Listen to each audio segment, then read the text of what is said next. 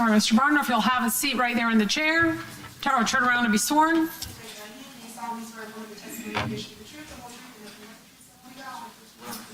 All right, sir. Please sit closely to that microphone and speak loudly and clearly. State, you may proceed. Thank you.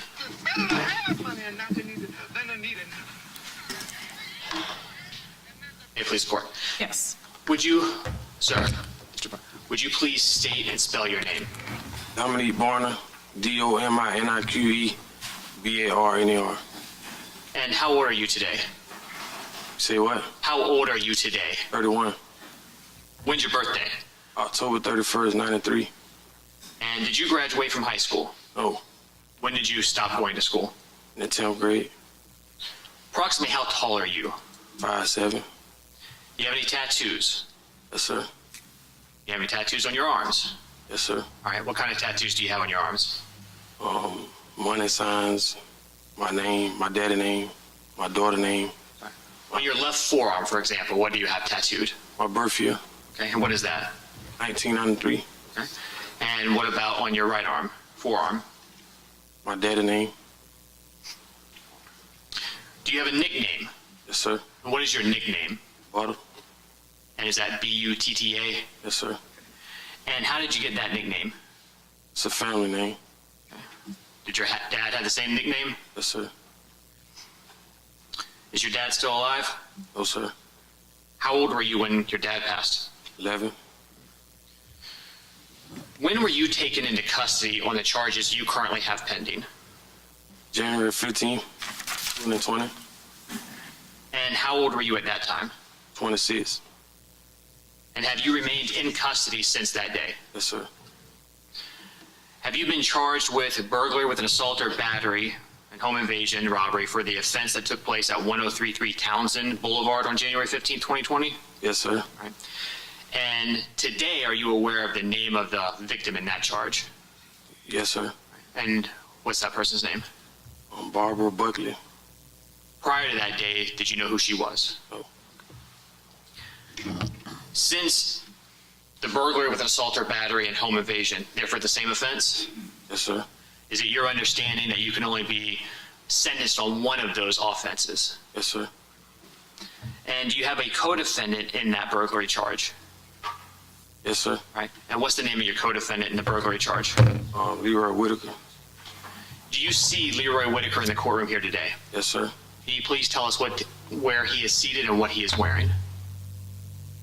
He got on blue and white. All right. Can you describe the table or who he is sitting next to as well? Sitting next to his lawyer. Which table? The front table, the first table. Okay. Your Honor, with the record reflect, he's identified Mr. Whitaker. Okay, the record shall so reflect. Have you also been charged with second-degree murder for your involvement in the murder of Charles McCormick on January 15, 2020? Yes, sir. And who are the other individuals that have been charged with the murder of Charles McCormick along with you? Leroy Whitaker, Hakeem Robinson, and Abdul Robinson, Bill Robinson. Jr. Okay. And do you see Hakeem Robinson in the courtroom here today? Yes, sir. If you see him, can you tell us where he is seated and what he is wearing? He's in the back row. Got on blue and white. And you said back, I missed the first part. If you just joined in, we watching the Ksoo Jacksonville rapper murder trial day 3, and one of his boys is on the stand. Hit the like, share, subscribe, hit the bell. Got on blue and white. And where is he seated in the courtroom? At the second table. Your Honor, with the record reflect, witnesses identified Hakeem Robinson. All right, the record shall so reflect. Have you also been charged with aggravated fleeing and attempting to elude a law enforcement officer? Yes, sir. And while you're in custody for the murder of Charles McCormick, did you also get charged by the state with a second murder involving Damon Rothermel? Yes, sir. And when did Damon Rothermel's murder take place? January 31st, 2019. Do you have co-defendants in that case? Yes, sir. All right. Specifically, who are your co-defendants in the Damon Rothermel murder case? Christopher Brown and Derek Hudson.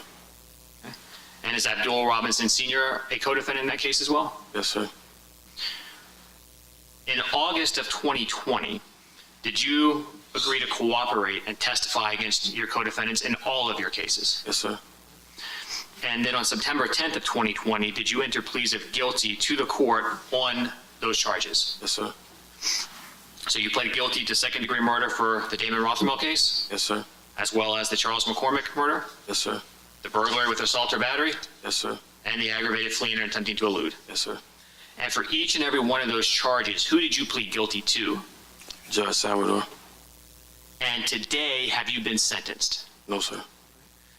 Who ultimately is going to decide what sentence you receive? Judge Salvador.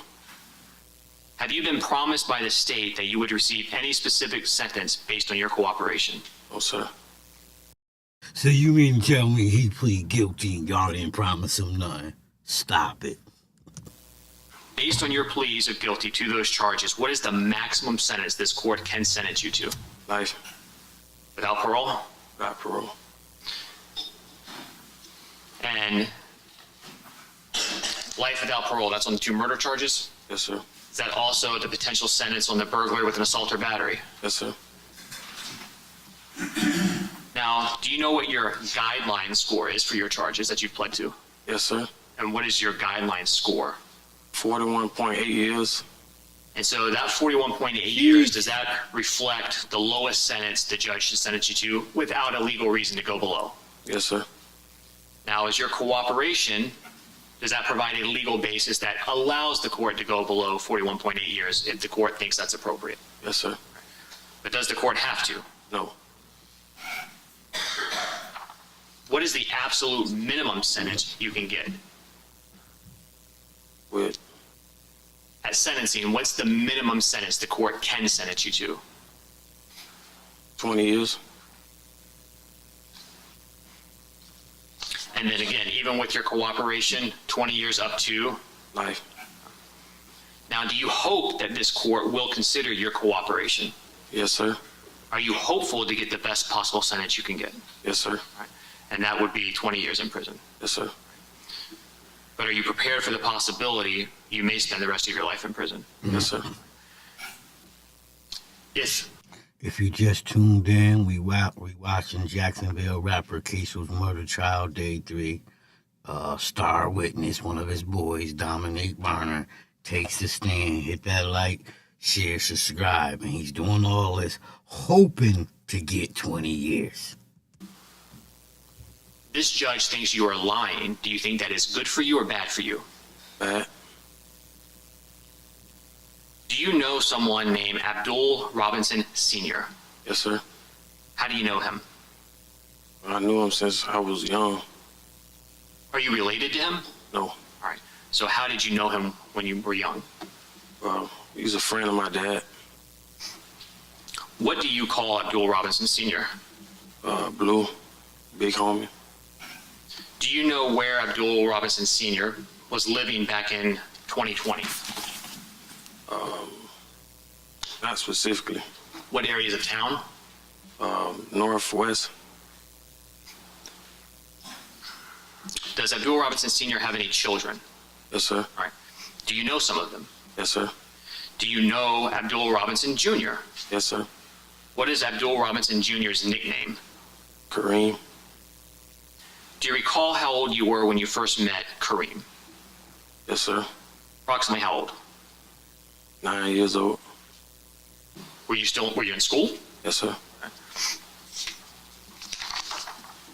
And did you become friends with Kareem? Yes, sir. Do you know someone whose nickname is K Crazy? Yes, sir. Who's that? Kareem. Okay, so he has 2 nicknames. Yes, sir. Do you also know someone whose nickname is Fula? Yes, sir. All right, who's Fula? It's Blue first son.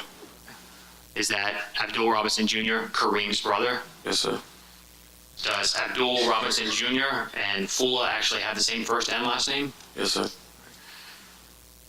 When did you meet Fula? 5th grade. Was that around the time that you also met Kareem? No, sir. All right. It was before. Before?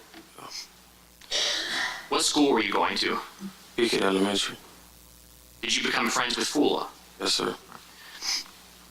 And you obviously know an individual named Hakeem Robinson. Yes, sir. Who is Hakeem Robinson related to? Related to Kareem and Fuller. And is Abdul Robinson Sr. his father? Yes, sir. Do you know Hakeem Robinson's mother's name? Yes, sir. What is it? Ebony. Can you say it louder? Ebony. Ebony? What's the age difference between Hakeem Robinson and his brother Abdul Jr., Kareem? One was born 94, one was born 98. Do you know anything else about their birth date that's interesting? It's on the same day. Okay. Approximately how old were you when you met Hakeem Robinson? I know it was 2015. You think that it was around that time? Yeah. All right. So do you know around how old he would have been, Hakeem? Like 18.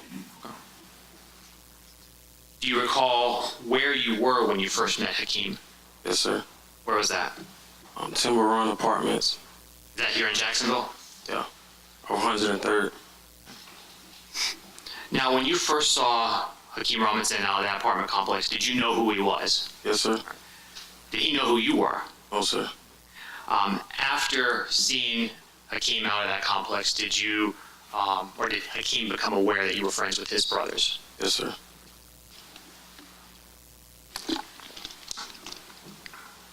Does Hakeem Robinson have any nicknames? Yes, sir. What are they? Ksoo. All right. Keeman. Kimi? Keeman and Ksoo. Ksoo? Do you know someone, you identified Leroy Whitaker, how do you know him?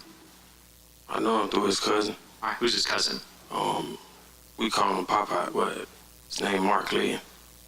Is Leroy Whitaker related to Hakeem Robinson in any way? Yes, sir. How? Cousins. Does Leroy Whitaker have a nickname? Yes, sir. And what is that? Scotty. You didn't hear it? Yeah, I'll need you to Scotty. speak up. I couldn't hear that either. Scotty. Okay. Scotty? Thank you. Just make sure you stay close to the microphone. All right. Prior to January 15th of 2020, did you, Abdul Robinson Jr., Hakeem Robinson, and Leroy Whitaker all spend time together? Yes, sir. Was that often, Yes, sir. but usually in a group setting? Yes, sir. Do you know someone named Torgon Williams? Yes, sir. All right. Who is he? Fran. Is Torgon Williams related to the Robinsons? I would say Kareem. So Abdul Robinson Jr.? Yeah. How is Torgon related to him? They call each other cousin. Do you recall when approximately you met Torgon? Yes, sir. When was that? Like 2016. And who introduced you to Torgon? Fuller. Fula? Yeah. Are you familiar with a local rap group called ATK? Yes, sir. Was Abdul Robinson Jr., Kareem, part of ATK? Yes, sir. What about Hakeem Robinson? Yes, sir. Leroy Whitaker? Yes, sir. Torgon Williams? Yes, sir. Based on your relationship with that group, and specifically Abdul Robinson Jr., and Hakeem, and Leroy Whitaker, did you become associated with ATK? Yes, sir. And are you also familiar with another local rap group named Six Block? Yes, sir. Do the groups ATK and Six Block get along? No, sir. Do they basically hate one another? Yes, sir. Are you familiar with the street term ops? Yes, sir. What does that mean? Opponents, opposition. Are ATK and Six Block ops of one another? Yes, sir. Do members of both rap groups put out songs that are disrespectful about other individuals in the other group when they've been hurt or killed? Yes, sir. What are those kind of songs often referred to as? Diss track. Diss track? A diss track. If someone puts out a diss track, can that make them a target of the other group? Yes, sir. Turning your attention back to January of 2020, do you recall where you were living? Yes, sir. And where was that? 3830 University Boulevard. The Esperanza Apartments. So an apartment complex on University? Yes, sir. Were you living with anyone at that apartment complex? Yes, sir. Who? My girlfriend. What was her name? Janera Smith. Say that a little louder, sir. Janera Smith. Smith. Okay. When did you and Janera start living at that apartment complex? July of 2019. Does Janera Smith know Hakeem Robinson? Yes, sir. Abdul Robinson Jr.? Yes, sir. Leroy Whitaker? Yes, sir. Even Torgon Williams? Yes, sir. Now, prior to you getting arrested, had all of those individuals been to your apartment on University? Yes, sir. Today, are you in a relationship with Janera Smith? No, sir. Has that been over for a while? Yeah. Now, prior to January of 2020, were you familiar with someone named Charles McCormick? Yes, sir. Was Charles McCormick affiliated with the group 6 Block? Yes, sir. Are you familiar with someone by the name of Raekwon Howard? Yes, sir. Is Raekwon Howard affiliated with 6 Block? Yes, sir. Did Charles McCormick have a rap name? Yes, sir. And what was it? Buck. Can you say that again? Buck. In 2019, did Charles McCormick put out a diss track? Yes, sir. And what was that diss track or song? What did it reference? Dead people. And do you recall some of the people that were referenced in that song? Yes, sir. Who? Willie, 2-3, Snoop. Who's Willie? Willie Addison, that's Kareem's brother. I'm sorry. That's Kareem's brother. Can I interrupt y'all for a second? And I apologize for that. Ma'am, do you need a cough drop or water or anything? Do you have to, are you sure? I want to be sure you're okay. There's another cough drop we're handing you. And you can have water up here if you need to. I didn't mean to call you out, but I saw you coughing a lot. So do you need a glass of water? We can get that for you. No? Okay. All right. It looks You good. may go ahead, Mr. Cooper. Thank you. You said Willie Addison was who? It was Kareem's brother. Okay. So Kareem being Abdul Robinson Jr., Hakeem's brother. Yeah. Did Willie Addison and Abdul Robinson Jr., Kareem, actually have the same mother? Yes, sir. And do you know her name? Yes, sir. What is it? Angie. You also mentioned someone named 23. Who's 23? Royale.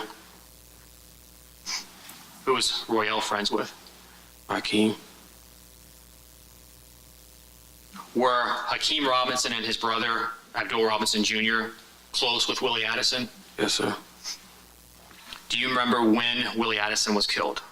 Yes, sir. And when was that? January 15, 2019. So exactly 1 year prior to Charles McCormick's murder? Yes, sir. How was Willie Addison killed? Shot. Are you aware of if anyone else was with him at the time he was shot? Yes, sir. Who was with him? Abdul Robinson Jr. and Sr., Torian, Moody, and Sam. Did they all get shot as well? Yes, sir. Do you know where Abdul Robinson Jr., Kareem, was shot? Yes, sir. Where? His head. Did it take a long time for him to recover? Yes, sir. Was he still physically suffering some of the effects of that shooting in late 2019, beginning of 2020? Yes, sir. What kind? He messed up his ability to walk, like run. Could he walk? He could walk, but he couldn't run.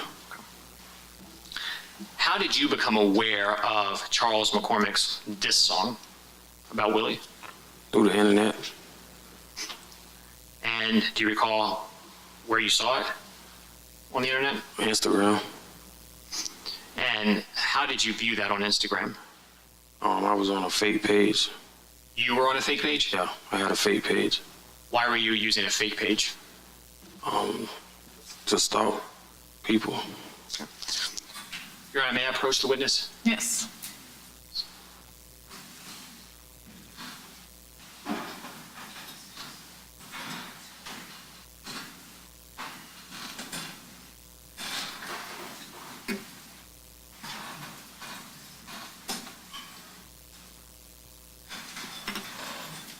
Mr. Barner, I'm approaching with what has been marked for identification as states P. This disc, do you recognize this, sir? Yes, sir. And what do you recognize this to be? It's a diss track. Which disc track? Buck. That Charles McCormick? Yes, sir. And have you listened to this? Yes, sir. And is it a fair and accurate recording of the song we were just talking about? Yes, sir. Your Honor, at this time, the state would seek to introduce into evidence the mark for identification of state's P into the appropriate numbered exhibit, I believe it's 249. Okay, any objection from Defendant Whitaker?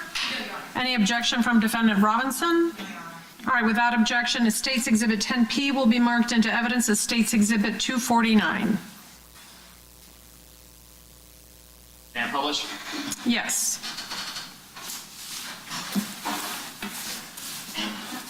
Nigga dark and you ain't even take it so. Shooting Glock in ass too. 4-5 big got record. Hood hotter than a stove. Circle small like a Cheerio. Homeboy died on his birthday, 23. Ain't hit no more. Call that nigga at the light. Y'all can't wait for to.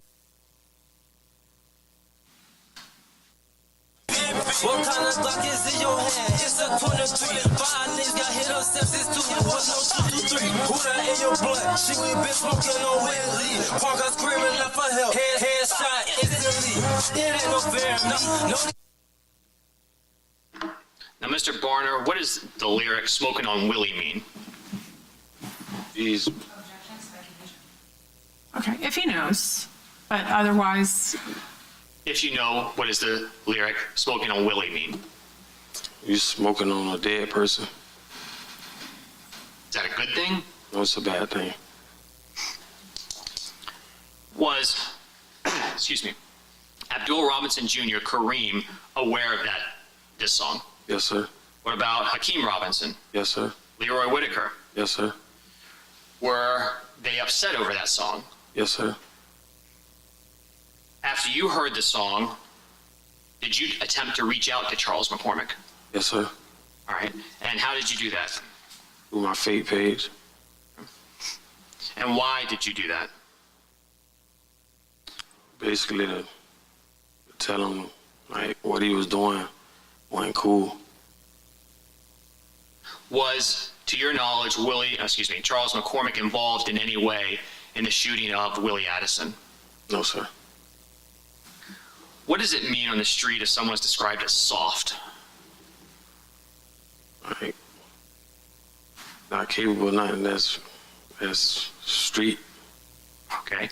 Was Charles McCormick known as soft? Yes, sir. Towards the end of 2019, were you able to find out where Charles McCormick was living? Yes, sir. And how did you get that information? Through Core. Say that again? Through Core. And what is CORE? It's a website for like public information. Is it the clerk's public website? Yes, sir. And on that public website, what did you find that provided some of the information you were looking for? Well, I had seen that McCormick got pulled over, and it showed his address on his license. It showed his car and his license plate. So when you say he got pulled over, did he receive any type of citation? Yes, sir. Did you see that? Yes, sir.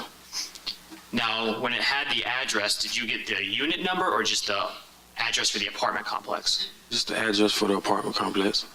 Do you recall where that apartment complex was located? Yes, sir. Where? Off Atlantic Boulevard. After you got the address for that apartment complex, did you do anything to look that complex up? Yes, sir. And what did you do? I Googled it. All right. And did you see images of it? Yes, sir. Did you tell anyone that you found his address? Yes, sir. Who did you tell? I told Kareem. After that, did you continue to monitor Charles McCormick's Instagram page? Yes, sir. Were you trying to keep tabs on him? Yes, sir. In December of 2019, did Charles McCormick post anything that kind of caught your attention? Yes, sir. And what was that? Posted a picture And why was that of interest to you? because he posted in the same apartment complex. Did you recognize that location in the photo? Yes, sir. When you saw that photo posted by Charles McCormick, what did you do? Text Kareem. Abdul Robinson Jr.? Yeah. And what was the purpose of texting Kareem? Let him know that he posted a picture at his house. Charles McCormick? Yes, sir. And why did you want to share that information? Basically, so we can ride through and see what was up. So after you sent that information to Abdul Robinson Jr., what happened? They came and picked me up, and we went out there to go see where he posted the picture at. Who's they? It was me, Kareem, Hakeem, and Scotty. So Scotty Leroy Whitaker, Yes, sir. Hakeem Robinson, Yes, sir. and Kareem Abdul-Robinson Jr. Yes, sir. And when they picked you up, do you know what kind of vehicle they were in? It was in a Camry, Toyota Camry. Do you know whose car that was? It was Hakeem's car. Was it a car he owned? No, sir. It was a rental car. A rental? Yeah.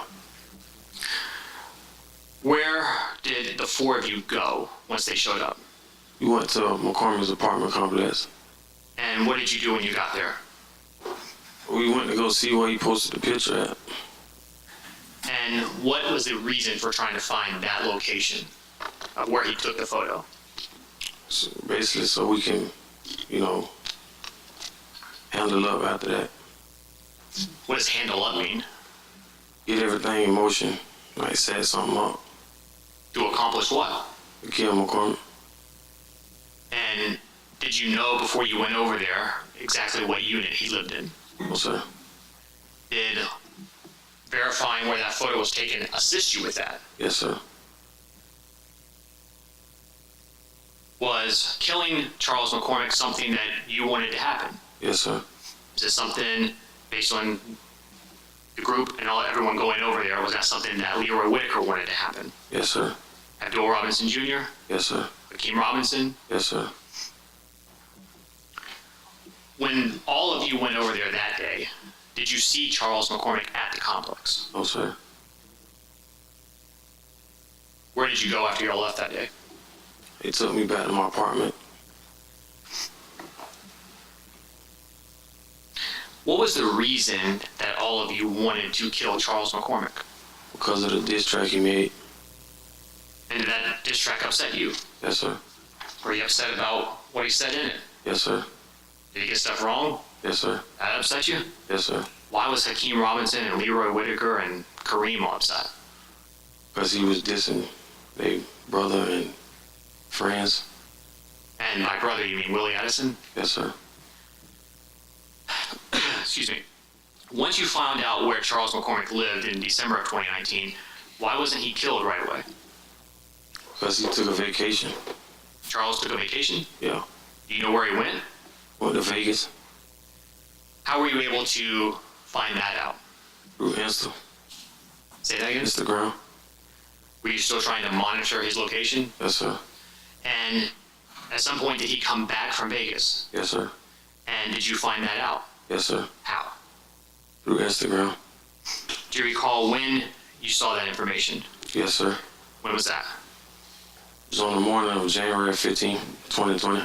So the morning he was killed. Yes, sir. Do you recall where you were when you found that information? It was at my apartment. Was anyone with you that morning? Yes, sir. And was this very early morning? Very early morning. Who was with you? Christopher Brown. And once you got that information, did you and Christopher Brown do anything? Yes, sir. What'd you do? We went to his apartment complex. Whose? Charles McCormick. How did you get there? With Christopher's baby mother's car. Was that a car that was in his baby mother's name or family? It was in her mother's name. So is that a car that could easily be connected back to them? Yes, sir. What kind of car was it? Hyundai Sonata. When you and Christopher Brown went to Charles McCormick's apartment on January 15, 2020, what did you observe? Well, we seen McCormick's car back then. And do you recall what kind of car Charles McCormick had? It was a Kia. After you saw that car back then, did you and Christopher Brown wait there or did you leave? We left. And why did you leave? Basically go flight. Where did you go? We went back to my apartment. And when you got back to your apartment complex, did Chris Brown stay? No, he left. All right. And when he left, was it still the morning of January 15, 2020? Yes, sir. And where did he go, or why did he need to leave? He left because he had to take his baby mama to work. After Chris Brown left your apartment that morning, did you contact anybody? Yes, sir. Who? I contacted Kareem. Abdul Robinson Jr.? Yes, sir. And do you recall how you contacted him? Through phone. Do you remember around what time you called him? Yes, sir. What was that? 4 o'clock in the morning. What was your phone number back in January 15 of 2020? 702-918-4911. Was your account for that phone number in your name? Yes, sir. Was it in your actual name, Dominique Barner? No, sir. No, sir. Whose name was it in? It was a fake name. Do you recall what the name was? Yes, sir. What was it? Joshua Bennett. Do you recall Abdul? Hey man, I'm just a small channel, man. Please hit that like, share, subscribe. He telling it all. We watching it together. It's how small channels get big. Robinson Jr.'s cell phone number that you used to communicate with him back on January 15, 2020? Yes, sir. What was that? 904-624-3684. Do you remember what kind of cell phone Abdul Robinson Jr. had back then? He had an iPhone. After you called Abdul Robinson Jr. that morning, what did you tell him? Well, I told him that McCormick was home. And then what happened after you spoke to Abdul Robinson Jr.? Well, he told me that they was on the way to come get me. All right, did someone show up to your apartment? Yes, sir. Who showed up? Torgan, Kareem, Scotty, and Ksoo. So, Ksoo, Hakeem Robinson, Yes, sir. Scotty, Leroy Whitaker, Yes, sir. Torgon, and Abdul Robinson Jr.? Yes, sir. What kind of vehicle were they in? A Dodge Journey. Do you know anything about that vehicle? Whose it was? It was Ksoo's car, rental car. Had you seen that Dodge Journey before? Yes, sir. Did you get into the car with them? Yes, sir. And do you remember where you went from your apartment? Yes, sir. Where was that? We went back to McCormick's complex. What happened when you got to Charles McCormick's complex that morning? Well, we rode back through where he stayed at. And what were you looking for? His car. Was his car still there? Yes, sir. Once you observed the vehicle, did y'all continue to drive through or did you stop? We stopped. All right. And what happened after you stopped? We backed there and that's his car. And Kareem wanted to see like the tag for himself, so he got out and looked at the tag, got back in. And what did he say? He was like, "That is it." After Kareem confirmed that was the correct car, what did all of you do? We left. Where'd you go? We went to Eastport Apartments off of Main Street And what was the purpose of going there? to get a stolen car. Okay. Did you get a stolen car from there? Sir, What kind of car? a Nissan Altima. Do you remember the color? Yes, sir. What was it? It was great. And what was the purpose of getting a stolen car? No trail. Say that again? No trail. No trail? Yeah. Okay. And what do you mean by that? So it won't come back to none of us. Who got into the Nissan Altima? Me, Ksoo, and Scotty. Who was driving the vehicle? Me.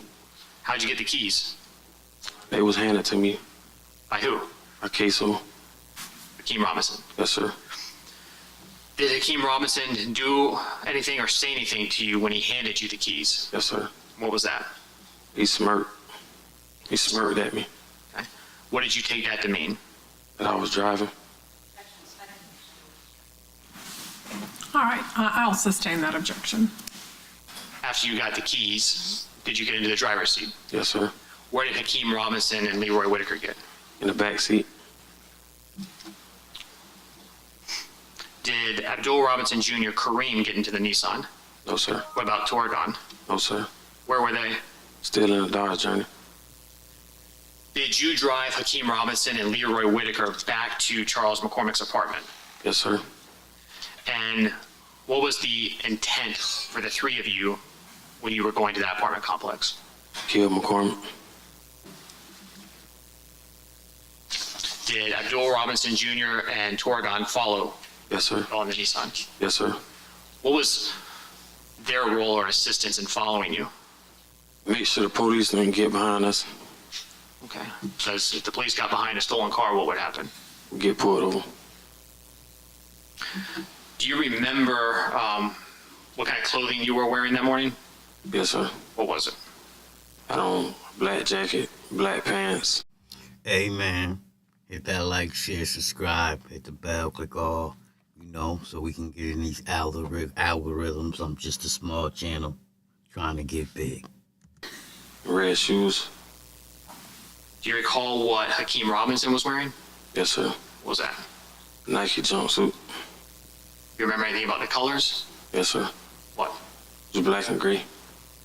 Top or bottom? Do you remember, are you talking about tops, bottoms? You said tracksuit, so. Top and the bottom. Do you remember what Leroy Whitaker was wearing? Yes, sir. Best you can remember, what was it? It's like the same kind of jumpsuit. Was it exactly the same? No. And, okay. Your Honor, may I approach the witness one more time? Yes?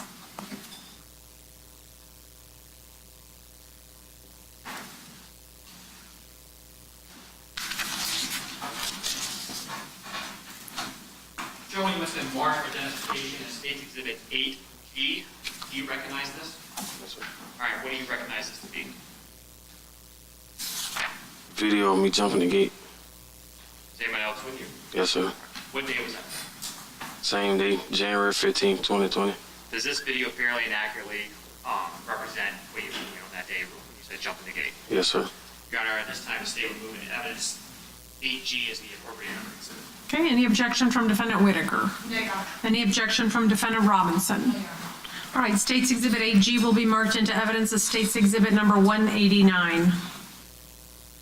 And we'll come back to that video in a moment. When you were in the Nissan, driving to Charles McCormick's apartment, were you armed? Yes, sir. What kind of firearm did you have?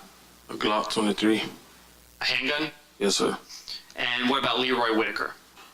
He had a rifle. Okay. What kind of rifle? MP 15. And had you seen him with that rifle before?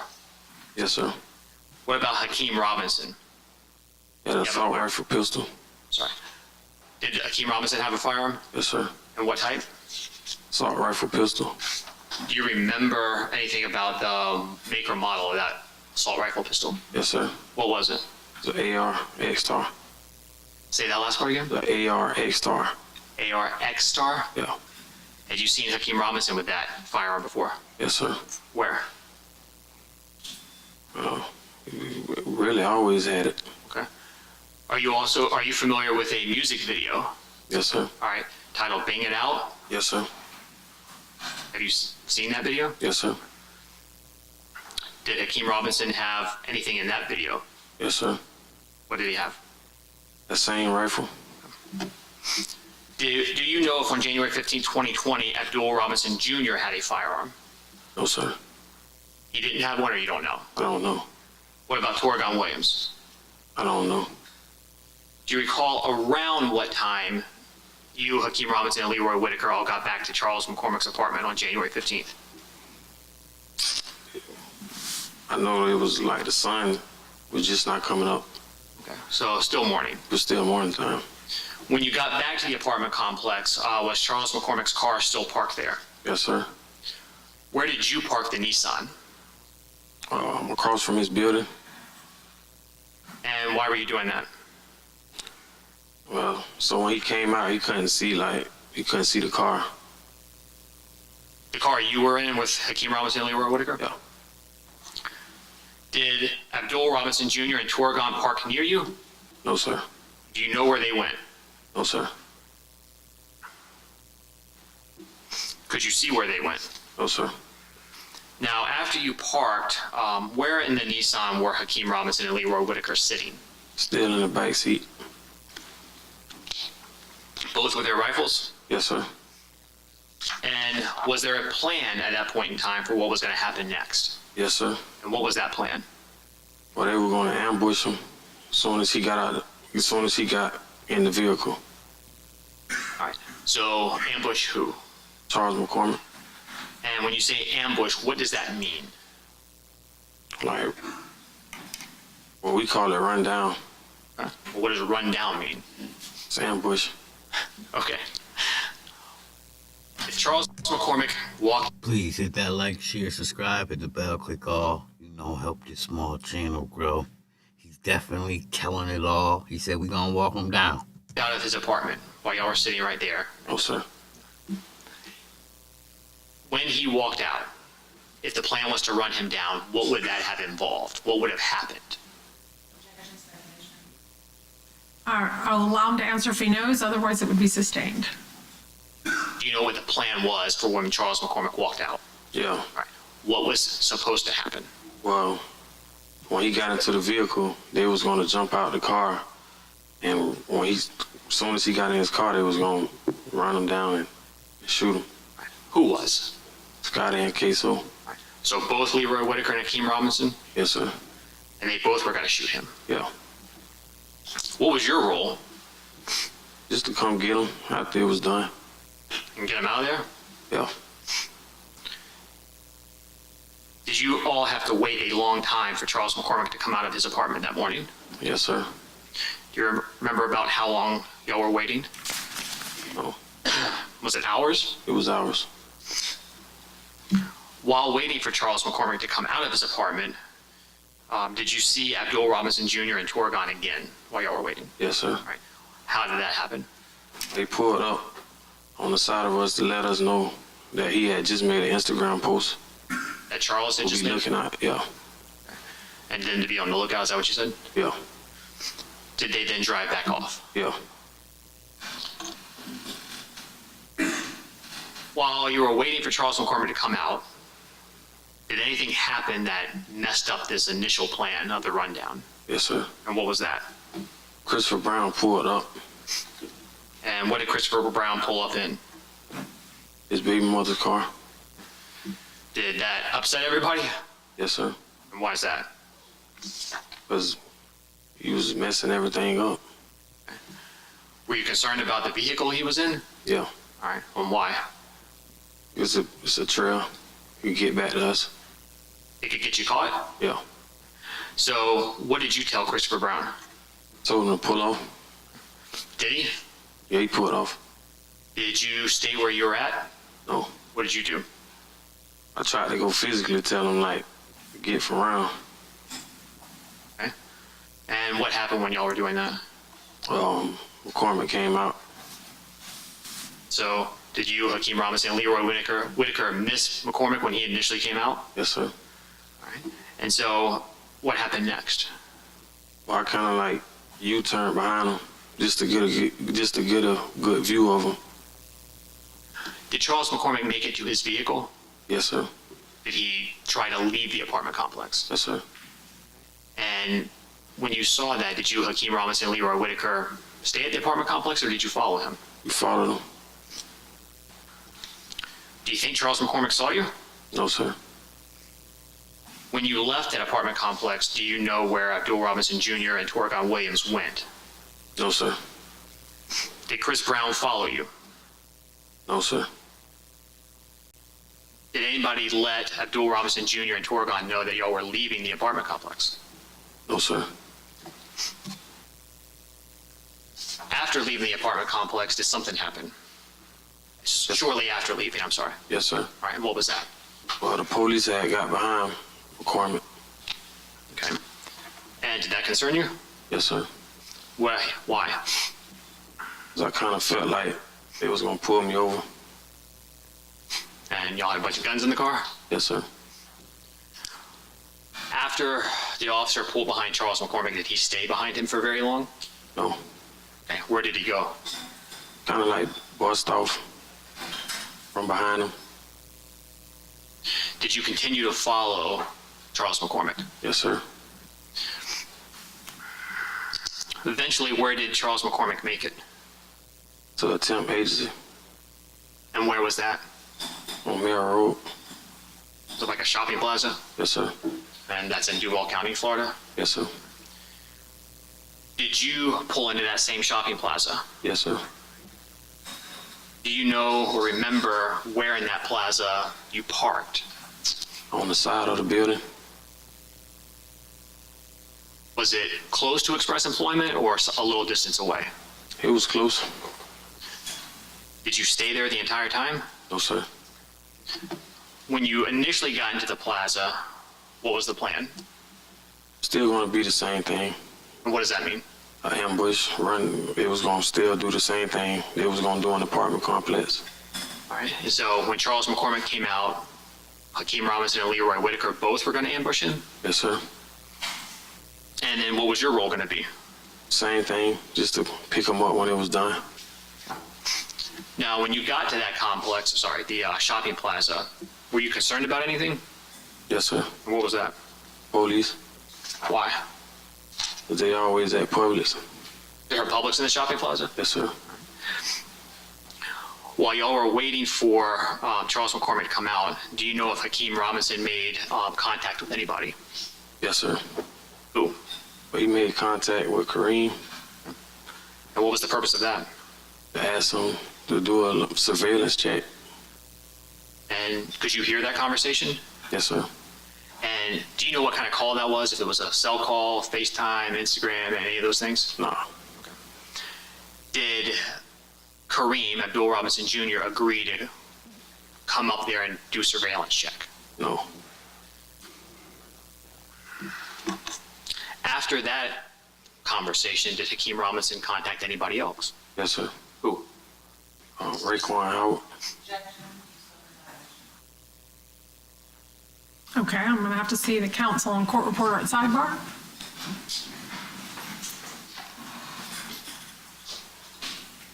Sidebar.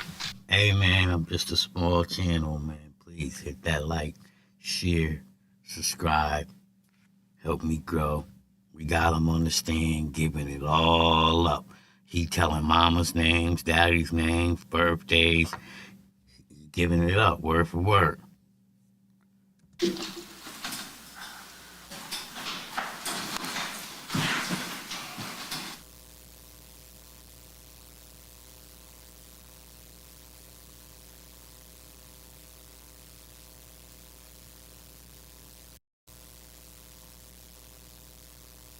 See over here, we try to skip through the sidebars and all that. Let's get back to that.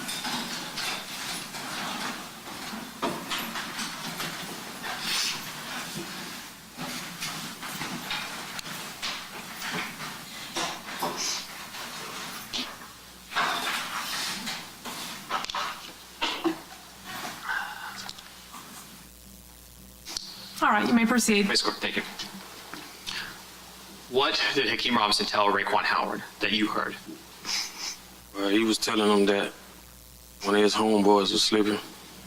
He was finna get killed. Did he give a name? No.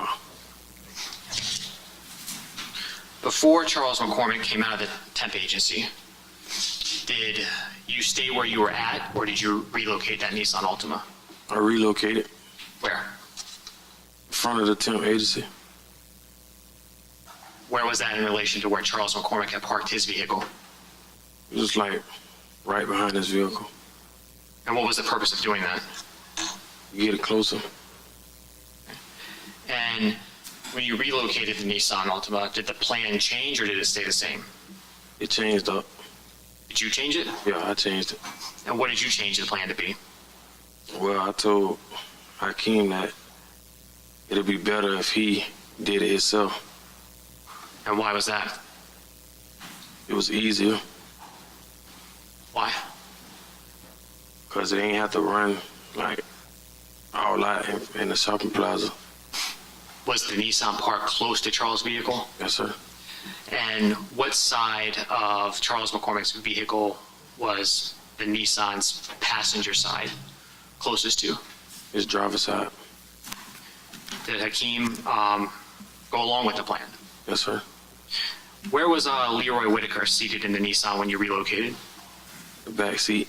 Okay. What about Hakeem Robinson? Front seat. How did he get to the front seat? Jumped through the middle console.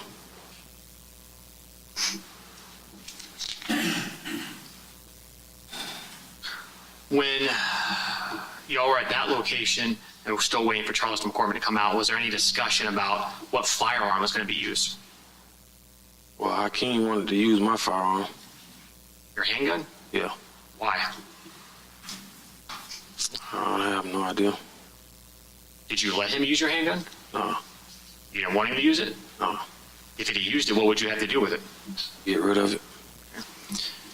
Did Hakeem Robinson ever touch your handgun? Yeah. How? He picked it up. It was like, I'm finna use this.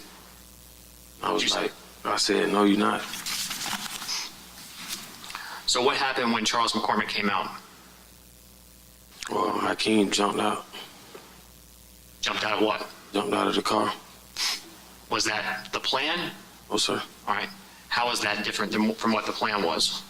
Well, I came up with a plan of getting closer to his car so when he get in the car, he could jump out of the passenger seat and shoot him as soon as he got in his vehicle. I could pull off faster. And did he wait for Charles McCormick to get closer to his vehicle or get into the vehicle? No. What happened after Hakeem jumped out of Nissan? Shot at him. Shot at who? McCormick. Did McCormick stay there? No. What did he do? He ran. What did Hakeem Robinson do? Chased him. And then did what? Killed him. Did you see that? No. Where did they go? On the side of the building. But did you see Hakeem chasing him with the rifle? Yeah.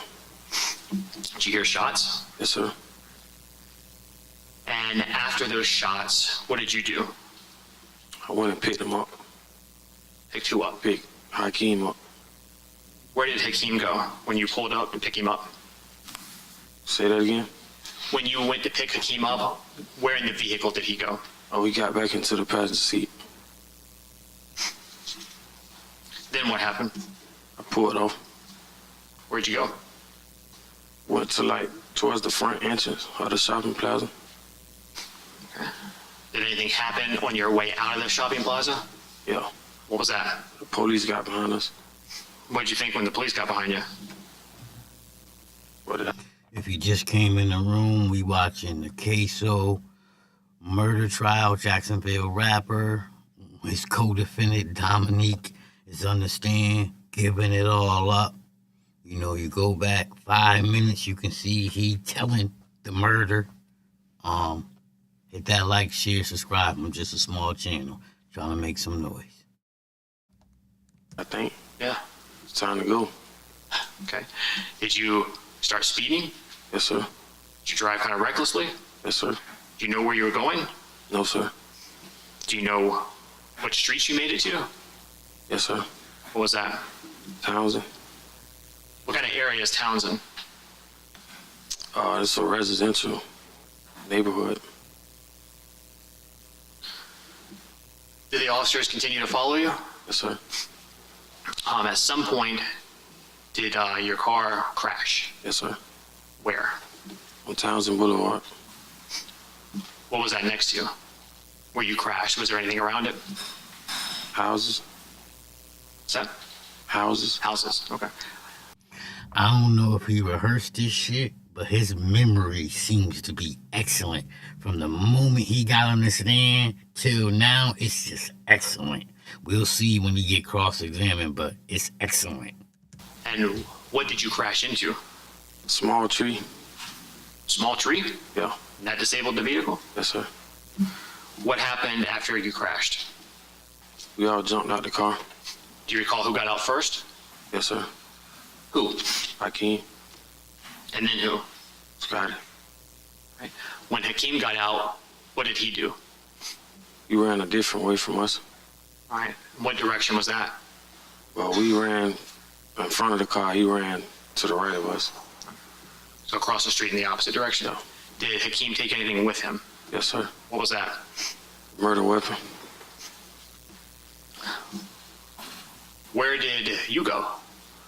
I ran behind Scotty. Did you take your Glock with you? No, sir. Did Scotty, Leroy Whitaker, take his rifle with him? No, sir. Where were they? Still in the car. Were you able to catch up to Leroy Whitaker? Yes, sir. And what did the two of you do? Jumped a lot of fences.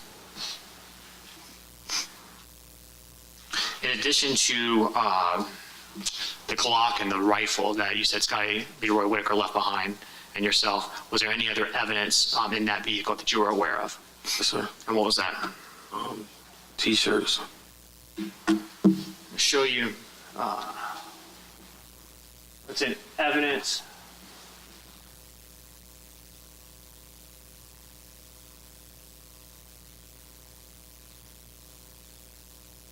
State 76. Do you recognize this photograph? Yes, sir.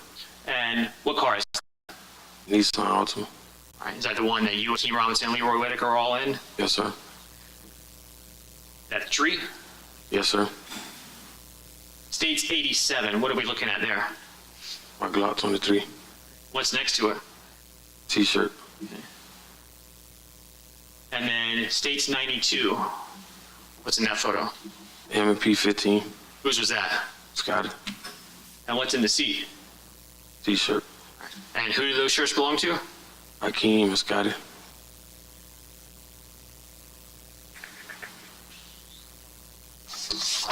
You said that you and Scotty were jumping fences? Yes, sir. Show you what's now in evidence as State's 189.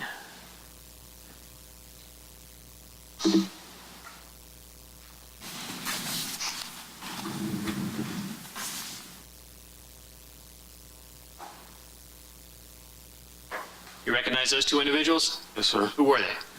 It's me and Scotty. All right. Who got to the fence first? Scotty. All right. And then right behind him? It's me. After you jumped over that fence, kept running, Yes, sir.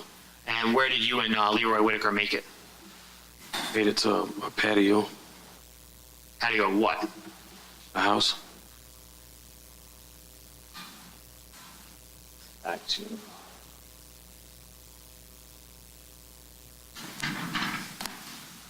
Showing you what's in evidence, I believe it states 110, I believe. Do you recognize that photograph? Yes, sir. What is that? Patio. Is that the patio of the home that you and Leroy Whitaker made it to? Yes, sir. When you got to that location, what did the two of you do? I opened it, walked into it. And the next exhibit, just, I believe states 114? Or 115, sorry. Do you recognize this? Yes, sir. And what is that? It's a back sliding door. Back sliding door. Back sliding door to that house? Yes, sir. Did you and Leroy Whitaker enter that home? Yes, sir. Did you have permission to enter the home? No, sir. Why were you and Leroy Whitaker going into that house at that time? Get away from the police. So they're looking for you? Yes, sir. Both of you? Yes, sir. As well as Hakeem Robinson? Yes, sir. At the time you and Leroy Whitaker entered that home, did either of you know who lived there? No, sir. Did either of you have permission to be in there? No, sir. Did you even know if anyone was home before you went into that house? No, sir. Once you made it into that house, where did the two of you go? We went to the first room we seen. And where in the house was that? If you remember. I can't remember. What kind of room was it? Looked like a guest room. So some sort of bedroom? Yeah. Now, what was the purpose of you and Leroy Whitaker going into that room? To hide. So what did you do when you made it into the room? I got into the closet. What did Leroy Whitaker do? He kind of like stood. I was telling him to get under the bed. Did he? No. What did he do? Tried to get in the closet with me. What happened while the two of you were in that bedroom? The lady came. And how did you see the lady? Well, she opened the door. What happened after she opened the door? She seen us. Well, she seen me in the closet, and she seen Scotty standing outside the closet. Did she say anything to the two of you? Yeah.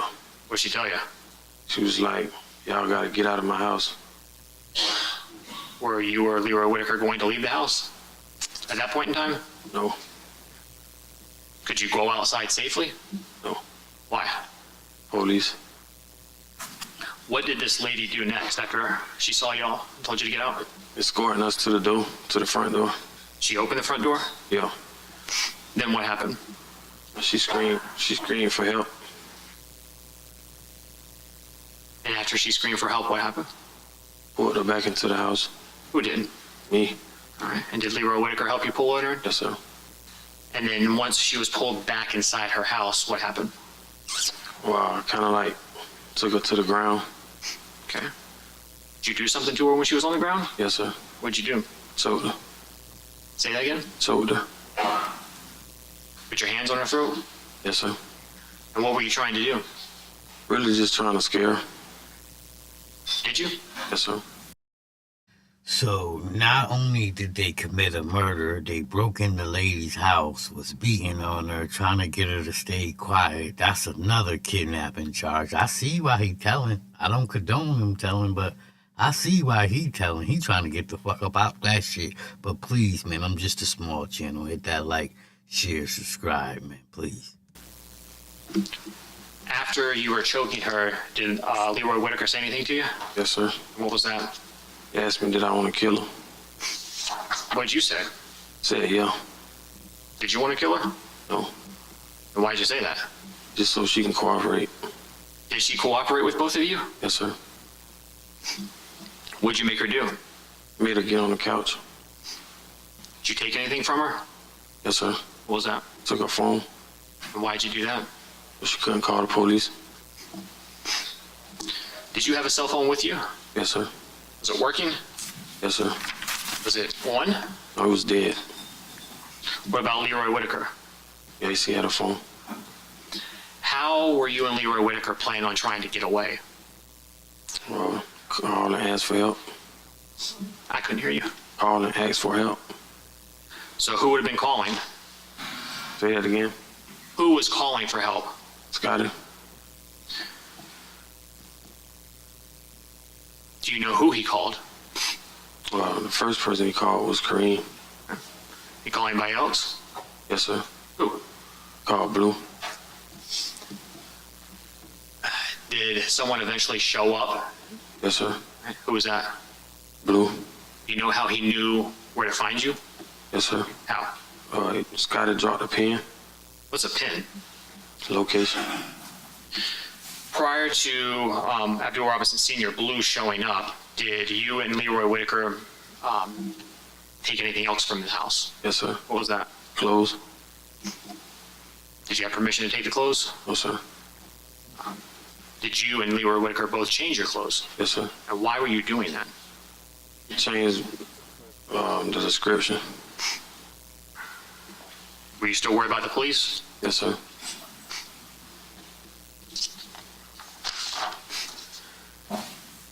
While you were waiting, what was Miss Buckley doing? She was sitting on the couch. And like, to my knowledge, it looked like she was falling asleep. And then shortly after that, did someone arrive? Yes, sir. And again, who was that? Blue. And what was Blue Abdul Robinson Sr. driving? Challenger. You remember the color? It's like orange is red, dark orange red. Did both you and Leroy Whitaker leave the home and get into that car? Yes, sir. What about the clothes that you changed out of? Where were they? Pajamas. The clothing that you wore that we just saw in that video, Yes, sir. where you entered the home, what happened to those clothes? We kept them. You didn't leave them behind? No. Did you also still have Miss Buckley's phone? Yes, sir. When you got into the vehicle with Abdul Robinson Sr., was he the only person in that vehicle? Yes, sir. And did he then drive both you and Leroy Whitaker away? Yes, sir. Were there police still in the area? Yes, sir. Did you tell Abdul Robinson Sr. about what happened? Yes, sir. And so he became fully aware of everything that had took place. Yes, sir. Before telling him that, when you got in the car, did Abdul Robinson Sr., did he ask any questions of you? Yes, sir. What did he want to know? He asked me, Sustained.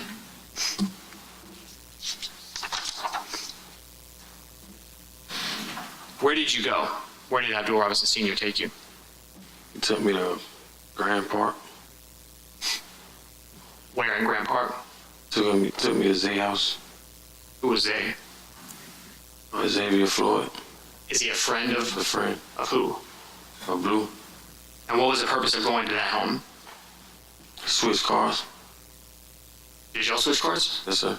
What car did y'all switch into? We switched from the Challenger to Impala. Whose car was that? A Karina. Who's that? That's Hakeem and Abdul's sister. And then after y'all got into that Impala, where did you go? We went to Blue House in Ocean Way. When you first got to Abdul Robinson Sr.'s home in Ocean Way, was anyone else there that you remember? Not that I know of. Before you left, did you see anyone else? Did anybody show up? Yes, sir. Who was that? Abdul and Hakeem showed up. Did you change clothes? Yes, sir.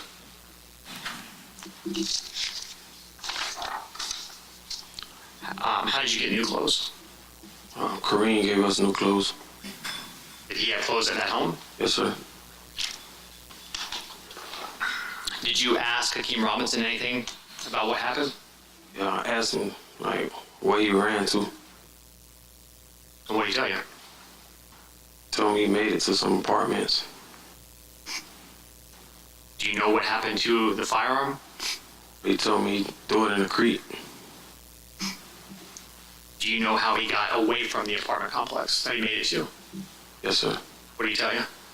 That Natalie came and got him.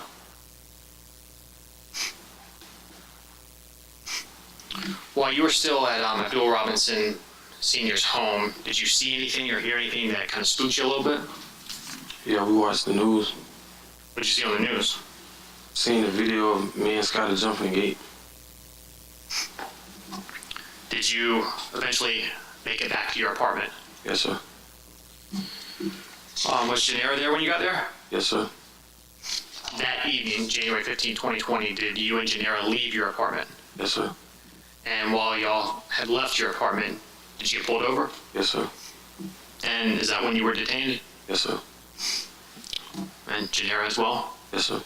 And were you taken to the police station? Yes, sir. And while you were at the police station, did law enforcement attempt to interview you? Yes, sir. Now, during that interview, were you 100% completely truthful with them about everything that you had done, No, sir. about who you were with? No, sir. Did you even tell them who you were with? No, sir.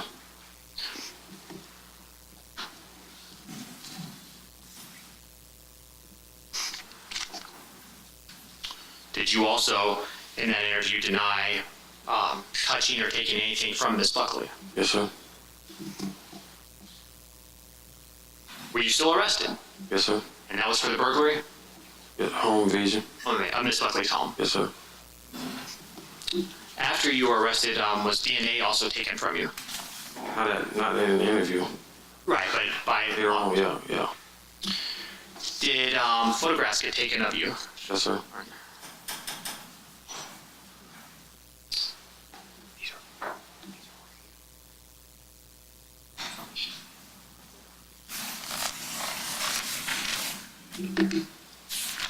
And were those photographs of the tattoos of your arms? Yes, sir. Thank you, Judge. I have no further questions. All right, just a moment. All right, I think we're going to take a recess now since we've been going over an hour, about an hour and 15 minutes. And so I'll ask that you leave your notepads behind, ladies and gentlemen. Have a step into the jury rooms, your respective jury rooms for a bio break. We'll bring you out here shortly for the cross-examination. Remember, you're not to talk about this case among yourselves. Thank you very much.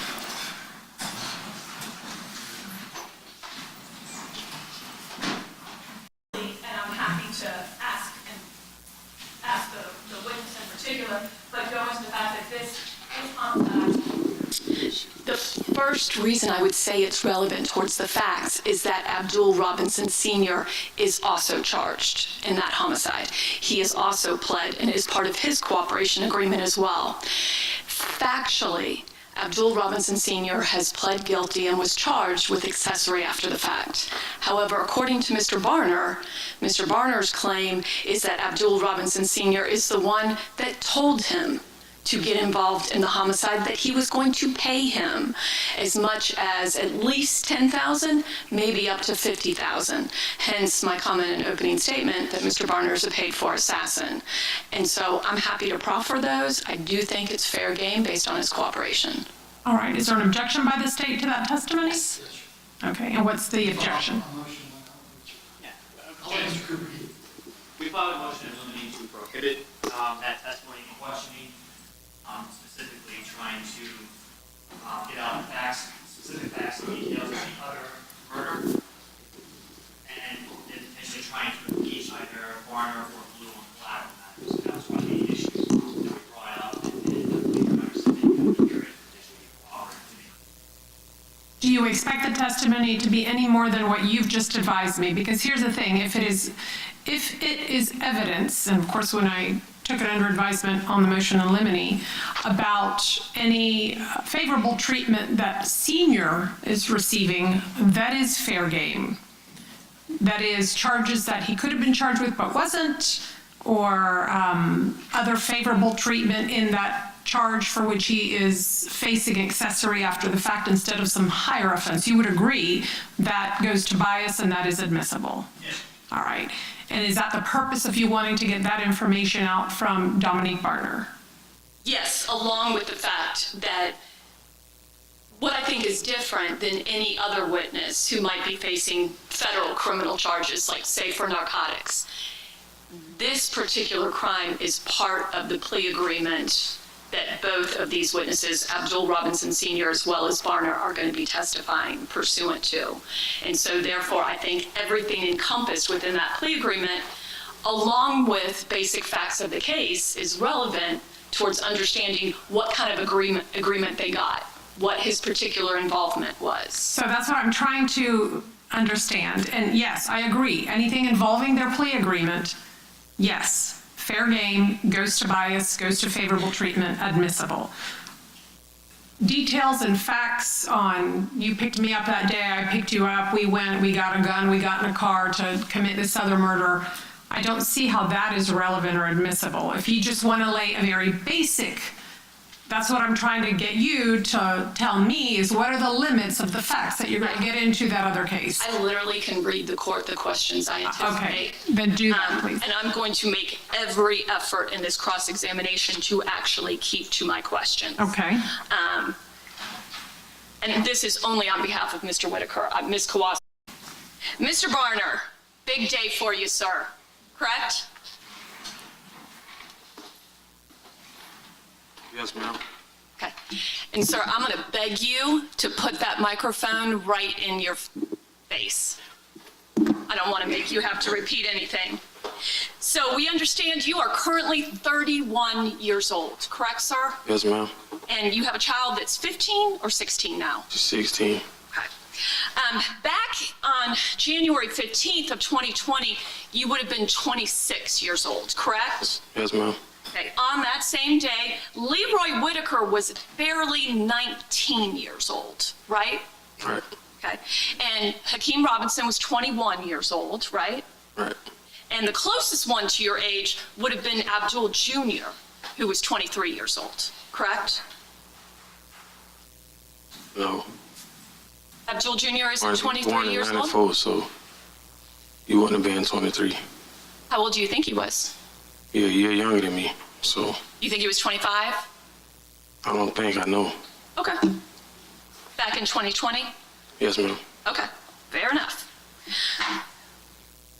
And the first time you ever even met Leroy Whitaker, you were 23, correct? Yes, ma'am. Okay. And Leroy was still in high school, right? Right. Correct. And you met Leroy through a very good friend of yours at the time, Mark Clayton, right? Right. Okay. And he's somebody that you ended up testifying against, right? No, You never testified against Mark Clayton? no, not, You were just willing to, yeah, and the case worked out right, before you ever had to come into court and testify. right, But you were more than willing to testify against your friend Mark Clayton, right? correct, And that provided a benefit for you, did it not? correct, You got out of jail faster, didn't you? correct. Okay. What year did you do that? 2017, Okay. So before you even met Leroy Whitaker, you had your first cooperation under your belt, right? oh, it was after I met him, I think it was after you met him, yeah, because you met Leroy when you were 23 and he was still in high school, right? right. Okay. But you think that was before 2017? It was 2017. Okay. Okay, you didn't particularly have anything in common with Leroy Whitaker besides the fact you knew similar people, correct? Say that again? You didn't have anything in common with Leroy Whitaker when you first met him, did you? No, I mean, basically, you were very good friends with Abdul Jr., correct? right, Who was the cousin of 17-year-old Leroy Whitaker, correct? I wouldn't say that they're cousins. Okay, you don't know that Abdul Jr. Robinson is the cousin of Leroy Whitaker? Never heard that. Okay. How about Hakeem Robinson? Yeah, You do know that he's cousins with Hakeem Robinson. right, And you know that Hakeem Robinson and Abdul Robinson Jr. are brothers. correct. Okay. You guys, you and Mr. Whitaker, never ate a meal together, did you? Yeah, I'm sorry? yes, ma'am. When you first met Leroy Whitaker, you ate a meal together? You spent time together like that? I wouldn't say we ate a meal together, but Well, the fact is, frequently. you have testified before. You've never eaten a meal with him, right? I'm sorry? I don't understand what you're saying. Have you eaten a meal with Leroy Whitaker? Yes Yes, or no? yes. Okay. When? I don't know when. Okay. I don't count. Okay. Is it your testimony you ate multiple meals with him? Yes. Okay. Do you remember giving a deposition, sir? I took a lot of depositions. You sure did. Your first deposition was on November 15th of 2023. Do you remember that? That deposition? Referring to which case? This case. We'll get to the other cases Yeah, you okay. testified in. Okay. Just talking about this case right now. Yes, ma'am. Okay? On November 15th of 2023, do you remember giving a deposition in this case? Yes, ma'am. Okay. Your second deposition on April 10th of 2024. Do you remember giving a deposition on that day? Yes, ma'am. And then your final deposition on May 17th of 2024. Do you remember that? Yes, ma'am. And for the court and counsel, I'm going to be in the second deposition of April 10th of 2024 on page 162.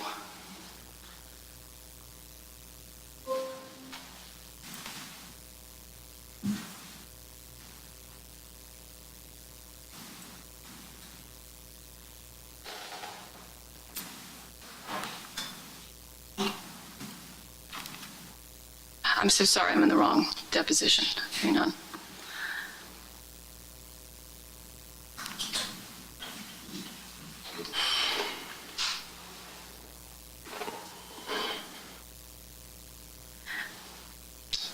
And I apologize, it's actually further down. It's 163 going into 164.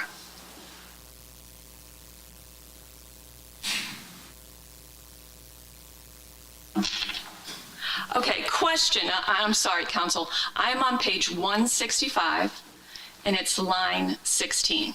Question. Do you remember this, sir? Did you ever sit down and watch a movie with him? Can you think of a meal you ever sat down and ate with him? Answer, no. If I have, I don't remember. So is your testimony today, oh, you guys had lots of meals together? You said what meal? You didn't say, have I had a meal with him? So, The question is kind of different to me. Okay, the question you were asked back in, and again, I'm on the second deposition of April 10th of 2024. Question, did you ever sit down and watch a movie with him? And again, we were talking about Leroy Whitaker. Can you think of a meal you ever sat down and ate with him? Answer, no. If I have, I don't remember. Do you remember making that statement, sir? I don't recall. Okay. And so, what's your official testimony today here? Have you eaten a meal with Leroy Whitaker? Yes, ma'am. Okay. But you don't remember any details of it? Yeah, I wouldn't say what meal it was. Okay. You did have a strong bond with Mr. Mark Clayton, though, correct? Correct. Okay. And from January to May of 2018, you actually left Jacksonville and lived in the Las Vegas area, correct? Correct. And during that entire time period, you did not have any conversations with Leroy Whitaker, correct? No. Okay. Now, you've been in jail since January 15th of 2020. I think you were technically booked on the 16th, but they picked you up in the very late hours of January 15th, correct? Correct. And they brought you in to be interviewed, and that was your opportunity to talk to him or not talk to him, right? Right. And you decided to talk to him, correct? Correct. And when they were questioning you specifically about Miss Buckley, and they told you that she identified you, right? They didn't tell me it was her. I don't remember them saying her name. But they told you that you had been identified. Yeah. Okay. Right. And that's because you have a pretty distinctive tattoo, don't you? Yeah. Okay. Do you mind? Roll up your right arm. It's the 1993 is on your right arm, right? Right. No, it's on my left arm. Oh, on your left arm. Will you please show us? It's still there, right? Yeah.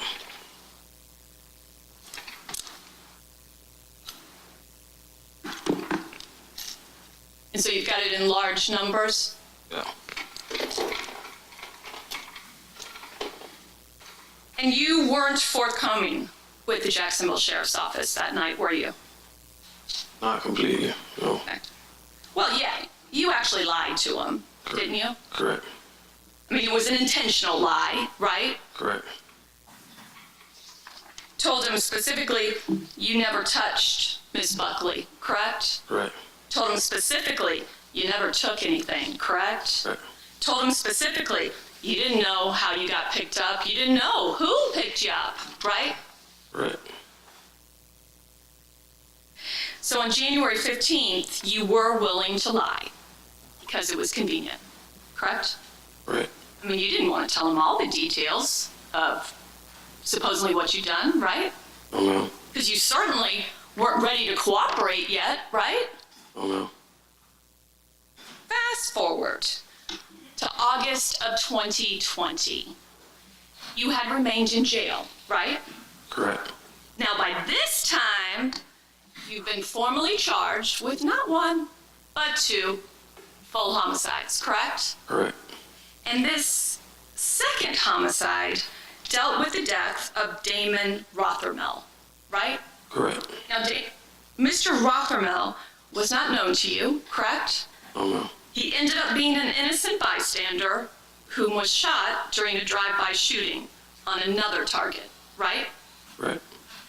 And you were formally charged with that homicide, correct? Yes, ma'am. As was your... Sheesh, these dudes were shooting people all over the place. They was putting in work, as some young boys say. Please, man, hit that like, share, subscribe. I'm just a small channel. I'm just trying to give you some information. And he telling it all. So, are you not entertained? Please hit that like, share, subscribe. very best friend in the world, Chris Brown, Yes. right? Yes, ma'am. Chris Brown, who you've known since you were 9 years old, right? Yes, ma'am. And your friend Derek Hudson, also charged, right? Correct. And the actual target's name was P Money, right? That's his nickname? Yes, ma'am. Okay. And you searched P Money out, didn't you? Yes, ma'am. Because you were gonna get paid to kill him, right? Right. You didn't know exactly how much, but you knew it was gonna be at least 10,000, maybe as much as 50, right? Correct. And that was exciting, was it not? I want to say exciting, but Well, you and Abdul Robinson Sr. was gonna put up money for that, right? say that again. Abdul Robinson Sr., who's also charged in that homicide, right? Yeah. He was the one that was gonna give you the money, right? Right. He's the one that put you up to it, right? Well, no. I'm sorry? No, he didn't put me up to that exact. Okay. You just knew he was willing to pay you money Yeah. for P Money to die. Well, really, like, not specifically, but yeah. Okay. In August of 2020, you're charged with 2 separate murders, a home invasion burglary, home invasion robbery, an aggravated fleeing and eluding. And you knew that either one of those murders could get you life imprisonment, right? Right. And more than that, you were charged with second-degree murder, right? And that's what you've entered pleas to, correct? Right. And you know that second-degree murder, under the laws of Florida, can be sentenced up to life imprisonment. No mandatory, but a judge certainly can impose that, right? Right. It gets different with first-degree murder, doesn't it? Yes, ma'am. And you were fully aware of that difference, weren't you? Yes, ma'am. Because that difference is that for first-degree murder, when you think about it, when you premeditate it, there's only one sentence. And that is, you will spend the rest of your life in prison. Mandatory life. So you knew that both of those murders, if you didn't come to some kind of deal, were gonna go to first-degree murder, right? Right. So you were staring down, not one, but 2 mandatory life sentences, plus an additional, you knew you could get up to life for the burglary, correct? Correct. You could get an additional 15 years for the aggravated fleeing, right? Right. So in August of 2020, you decided, I'm gonna look out for me, right? Correct. And by this time, you fully knew the state theory, correct? As in, You knew they thought Hakeem Robinson was the shooter, right? I guess. Well, they laid it out for you, didn't they? They didn't lay nothing out to me. And yes or no, sir? No. Is it your testimony that when you walked in August 2020 and met with the state attorney's office, that you didn't know the state of Florida thought Hakeem Robinson was the shooter? Well, I'm sorry? I won't be able to answer that. Well, either you knew or you didn't know, sir. I just know they wanted the truth from me. Okay. That's what I gave them. Okay. But you decided you wanted others to be prosecuted, right?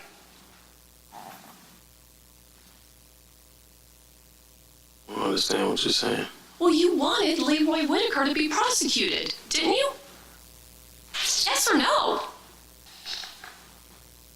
I just wanted to look out for myself. Okay. My best interest. Okay. Going back to those depositions, back on April 10th of 2024, and just so the jurors understand, we're all in a room together. I was there, right, sir? You remember me being there? Right. You remember Mr. DeCoste being there? Yeah. You remember Ms. Kawass being there? Yes. Yeah, Yes. out loud. You remember Mr. Joel Cooper being there, right? Correct. And you remember raising your right hand and swearing to tell the truth, the whole truth, and nothing but the truth. You remember doing that? Right. Just like you did here today, right? Right. Okay.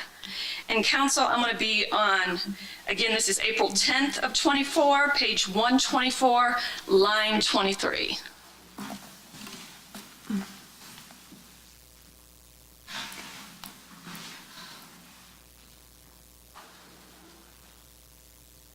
I must be in the wrong depot. My bad.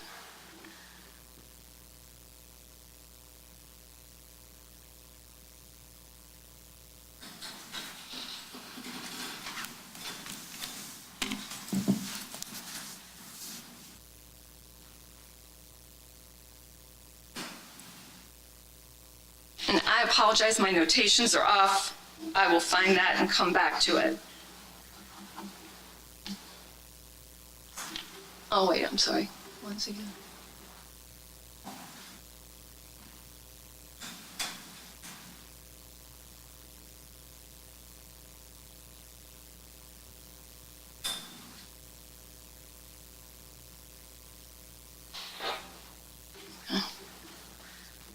Come on. You are testifying against them to get out of jail, right? Just want to make that clear. Yeah. Okay. And so your plea agreement, when you realized the state wanted your testimony, right? Right. And it worked out well for you. Actually, I just wanted to say that she's wrong. He's not testifying to get out of jail. He's testifying to get the minimum, which is 20 years. So he's still going to jail. He's just gonna not get life. He's gonna get 20. So. Correct?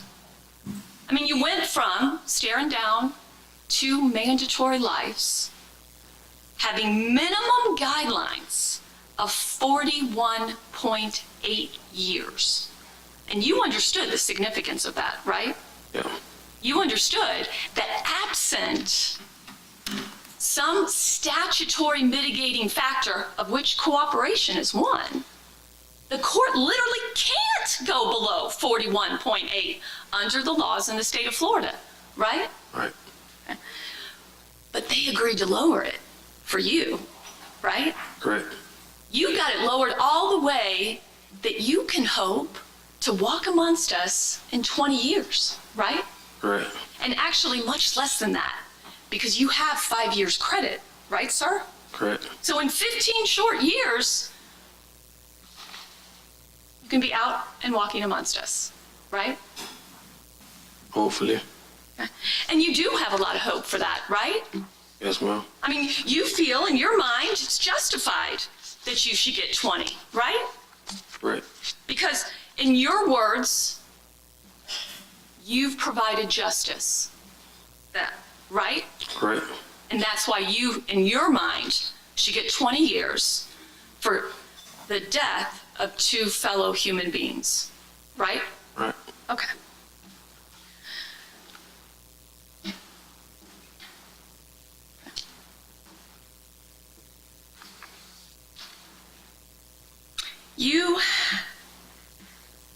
Your job, as we kind of sit here today, and as it has been since you signed up officially in September of 2020, that's when you did your plea agreement, correct? Right.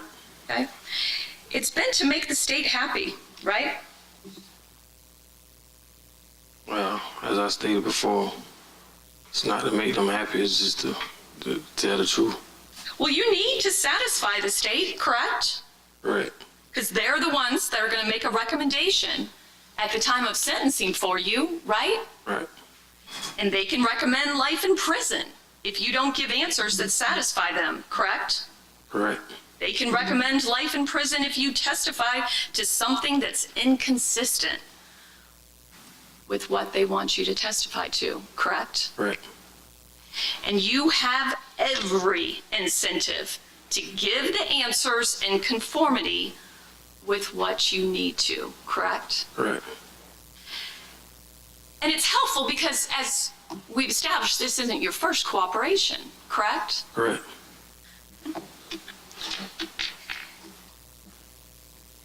And interestingly enough, after you agreed to testify against your friend, Mark Clayton, you actually told him, hey, listen, I'll recant. But you knew you wouldn't, right? Like, that was kind of the funny part about it. You told him, oh, don't worry, buddy, I'll recant. But you actually knew you weren't. So you lied to your best friend too, right? I want to say I lied. Well, you knew you weren't going, you told him, Mark Clayton, hey, buddy, I'll recant, right? Right. Okay, so you told him, I'm going to go in and tell the state attorney's office I lied. That's what you told your buddy, Mark Clayton, Right. right? Yes, ma'am. And you knew when you made that statement, you had no intention of doing that, right? No, ma'am, I didn't know.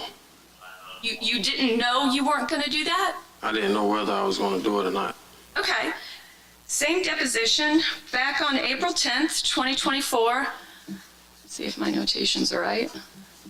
22.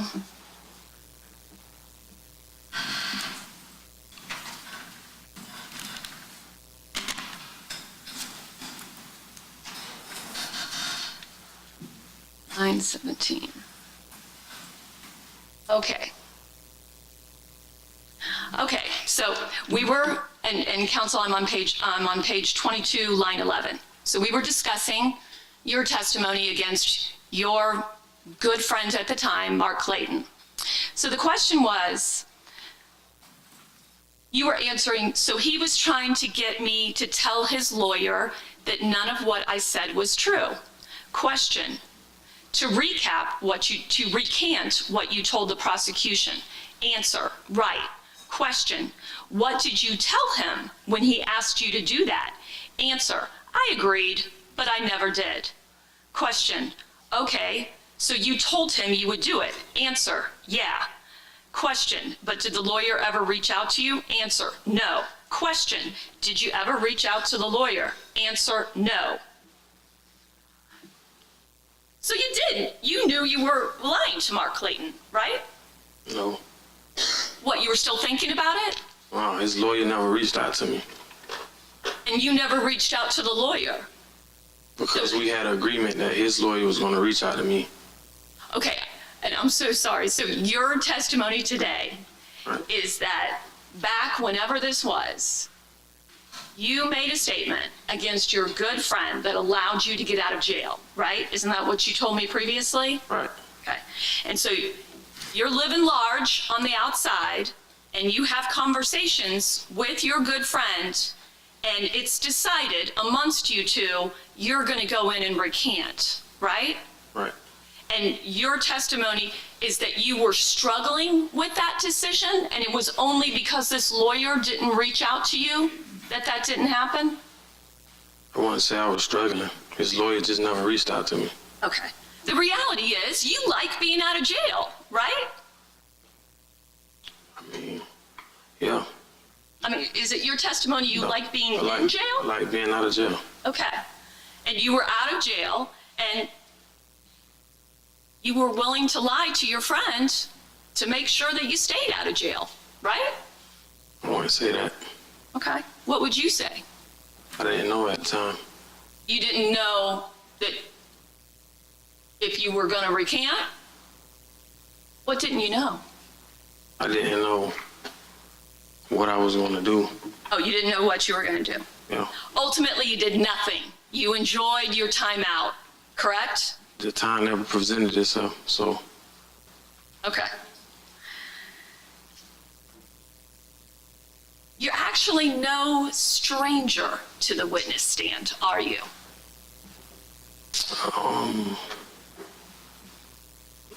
as far as you like right now, testified- yeah. As far as right now, yeah. Meaning you've testified a lot, right? I mean, we just established you had 3 depositions in this case, correct? Right. And you've also testified in the Jermaine DeBose case, correct? Correct. And that was an interesting case. It wasn't in this courthouse, was it? No. It was in the old courthouse, right? No, it was in this courthouse. Oh, it was in this courthouse. So you were in one of these beautiful courtrooms, right? Yeah. and you walked right in, and a judge was sitting where Her Honor is sitting, right? Right. And the clerk swore you in, and you raised your right hand, just like you did today, and swore to tell the truth, the whole truth, and nothing but the truth, right? Right. And then you lied, right? No. Didn't you lie in the Jermaine DeBose case to make sure that he got out of jail? Yeah, I lied in the deposition. Okay, But I you didn't lied. lie at the hearing. Oh, so you just lied under oath in a deposition. Correct. And you lied under oath after swearing to tell the truth, the whole truth, and nothing but the truth. You're explaining to us you knowingly and intentionally lied, correct? Right. In a criminal case, right? Right.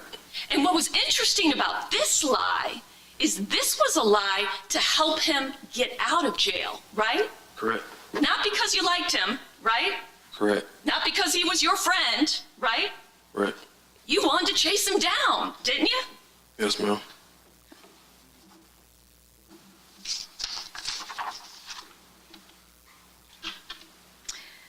Sir, you fully admit that you have lied to police officers, right? Correct. You have lied to assistant state attorneys, right? Right. You have lied to defense attorneys, right? Right. You have lied under oath, right? Right.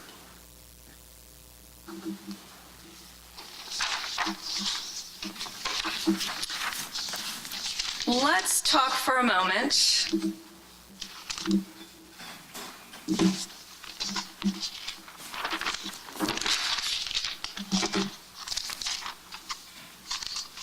about your participation in the death of Charles McCormick. You are the one who initiated this lookup of McCormick, right? Correct. You evidently were watching his Instagram quite often, right? Well, I followed him on my fake page, so Okay. he'll be in my news feed Okay. Every time you looked at Instagram, if he. if he had posted something, it's just going to come up in your feed, Correct. right? Correct. Because you first made the active intention, just in case there are some folks who don't use Instagram, to specifically follow Charles McCormick, right? Correct. You have to look up his name and then actually follow him. It's an intentional movement, right? Correct. And after you did that, you even went so far as to contact him, correct? Correct. Did you ever explain that to Detective Smith? How you contacted Charles McCormick? No. You never told Detective Smith? No. Okay. Did you ever pull up in your phone or through your own Instagram to share with law enforcement of how you communicated with Mr. McCormick? Well, not Detective Smith, but I'm sorry? to attorneys. I'm the sorry? State attorney. To the state attorney you did? Yeah. Okay. And once you started doing this research, you also used something called CORE, correct? Correct. And because I imagine our jurors don't know what CORE is run by the Duval clerk system here in the courthouse, right? Right. And any person who is accused of a crime, you can literally input their name and it will come up any pending charges or past charges, right? Correct. And then you can literally click on the case number and look at potentially police reports and pleadings, dispositions, that kind of thing, right? Right. It also includes the biographical information of whoever's accused, right? Right. And it can be as basic as a traffic ticket or as intense as a major felony allegation, right? Right. But it will list the address, right? Or the last known address, right? Yes, ma'am. And so that's what you were looking for, right? Right. Because that's how intent you were that Charles McCormick should die, right? Right. And success. You did find such an address, right? Yes, ma'am. And then you took the next step. You actually tried to go through Google and try to figure out these apartments where Charles McCormick lived, right? Correct.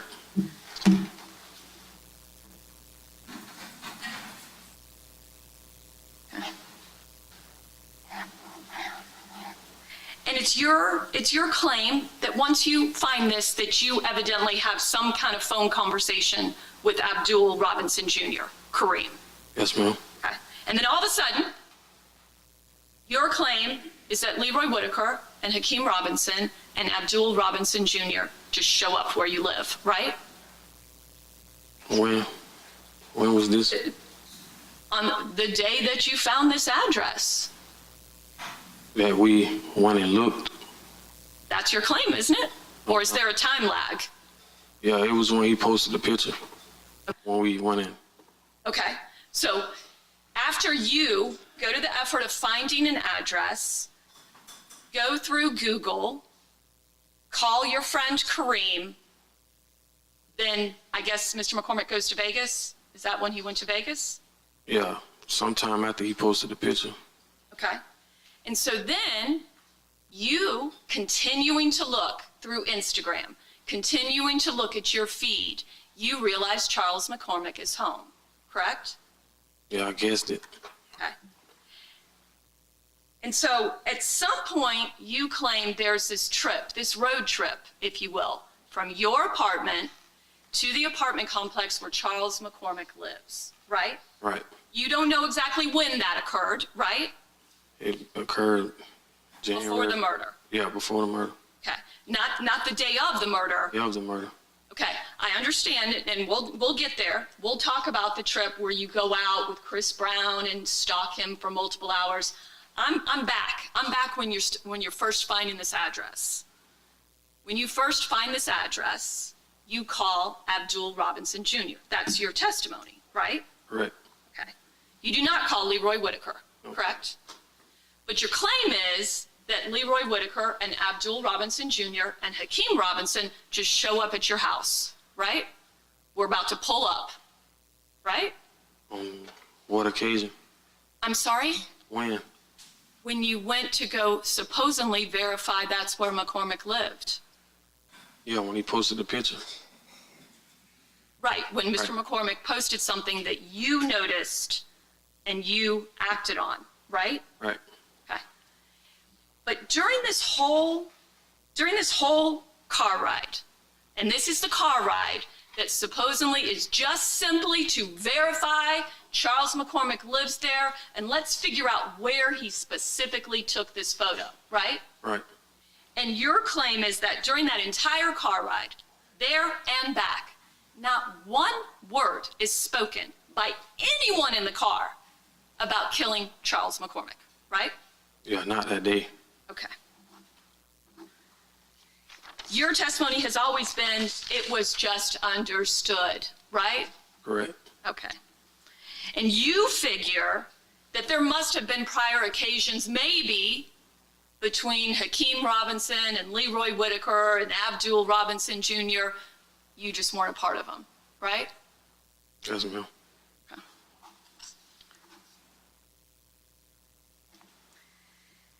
Now, you do remember having a full conversation with Chris Brown about Charles McCormick dying, right?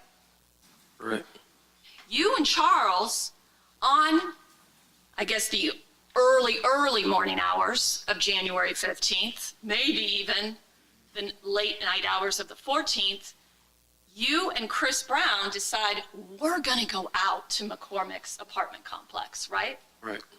And you guys physically drive out there. What car did you guys drive out there in? Chris' baby mother's car.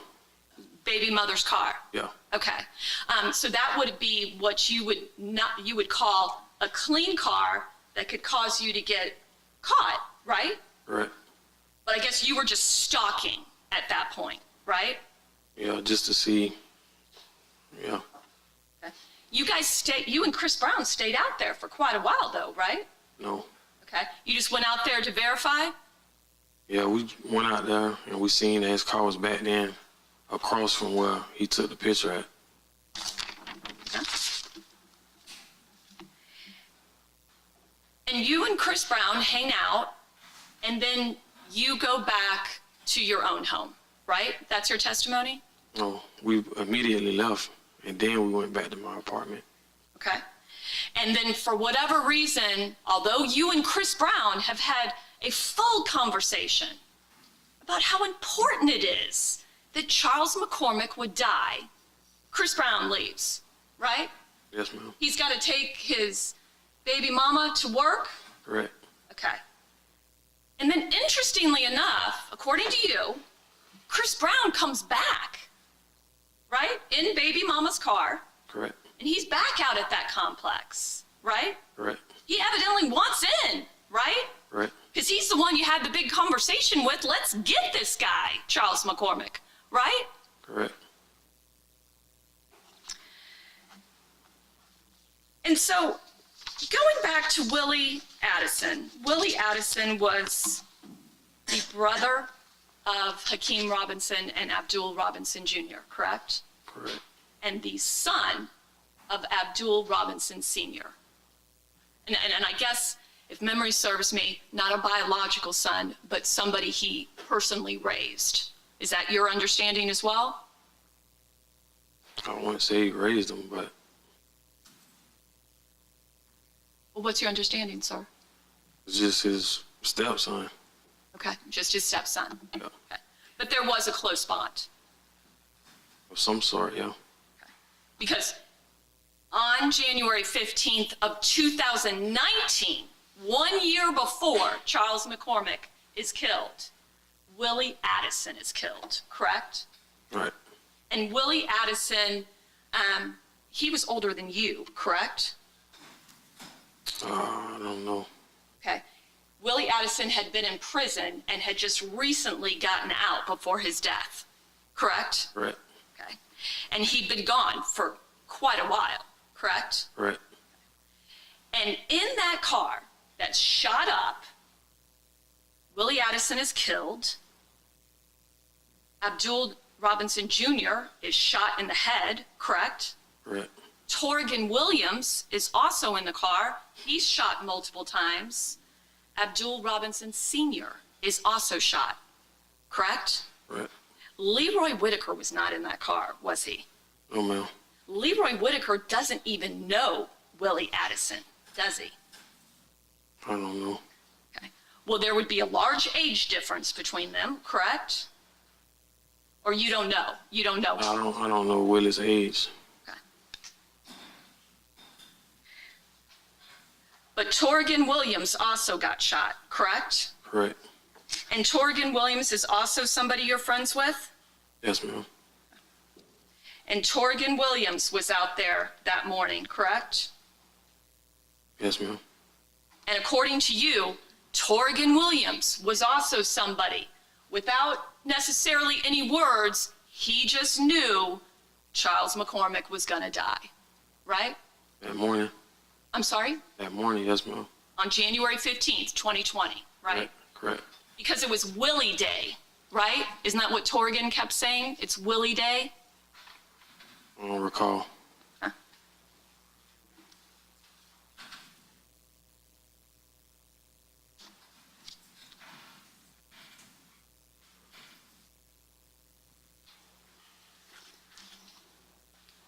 And according to you, sir, before you get to McCormick's apartment on the day of the murder, Leroy Whitaker, no specific words had come out of his mouth indicating he knew what you were doing or what the plan was, right?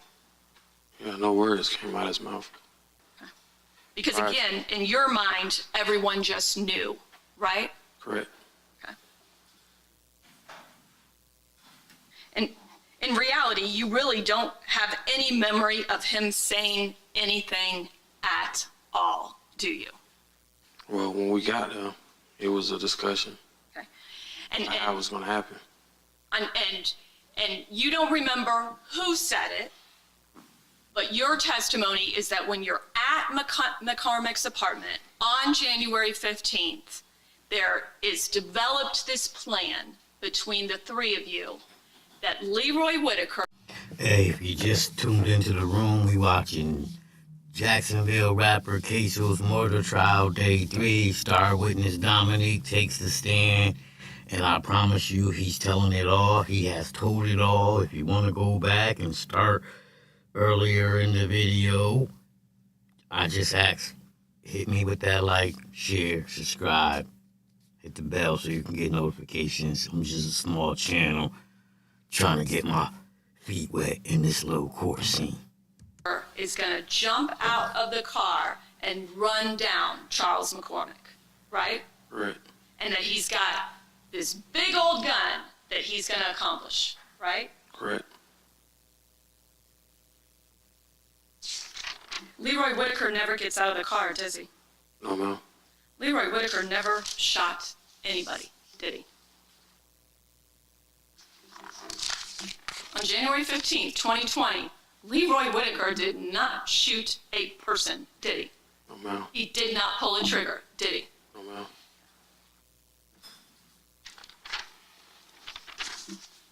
Did you ever provide your phone to the Jacksonville Sheriff's Office? No, ma'am. Why not? Well, it was at the house when I got arrested. Well, once you decided to cooperate, why didn't you want to provide that for him? It was gone. Well, you want the state of Florida and law enforcement to believe everything you're saying, right? Yes, ma'am. I mean, that's pretty critical for your future, right? Yes, ma'am. One would think you'd want to do everything you could, right? Right. But you didn't, right? With what? Your phone. It was already gone. Oh, it was gone. Correct.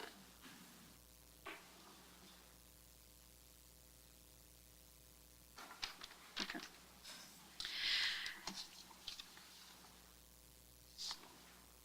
You are, according to you, sir, a changed man, correct? Correct. You are now Muslim? Yes, ma'am. You see things differently? Yes, ma'am. Previously, in your mind, you didn't understand why there was all this gun violence, right? Just didn't understand it, right? Well, I understood it. You understood it because you were doing it, right? Correct.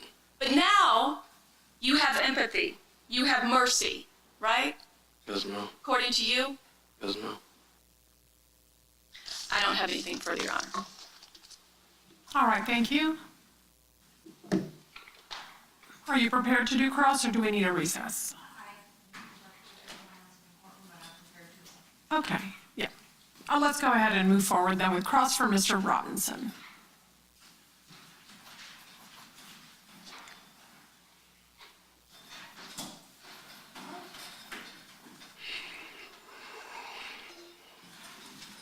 This is, and just for scheduling purposes and for the jury's benefit, this is our last witness for the day. So, just to let you all know.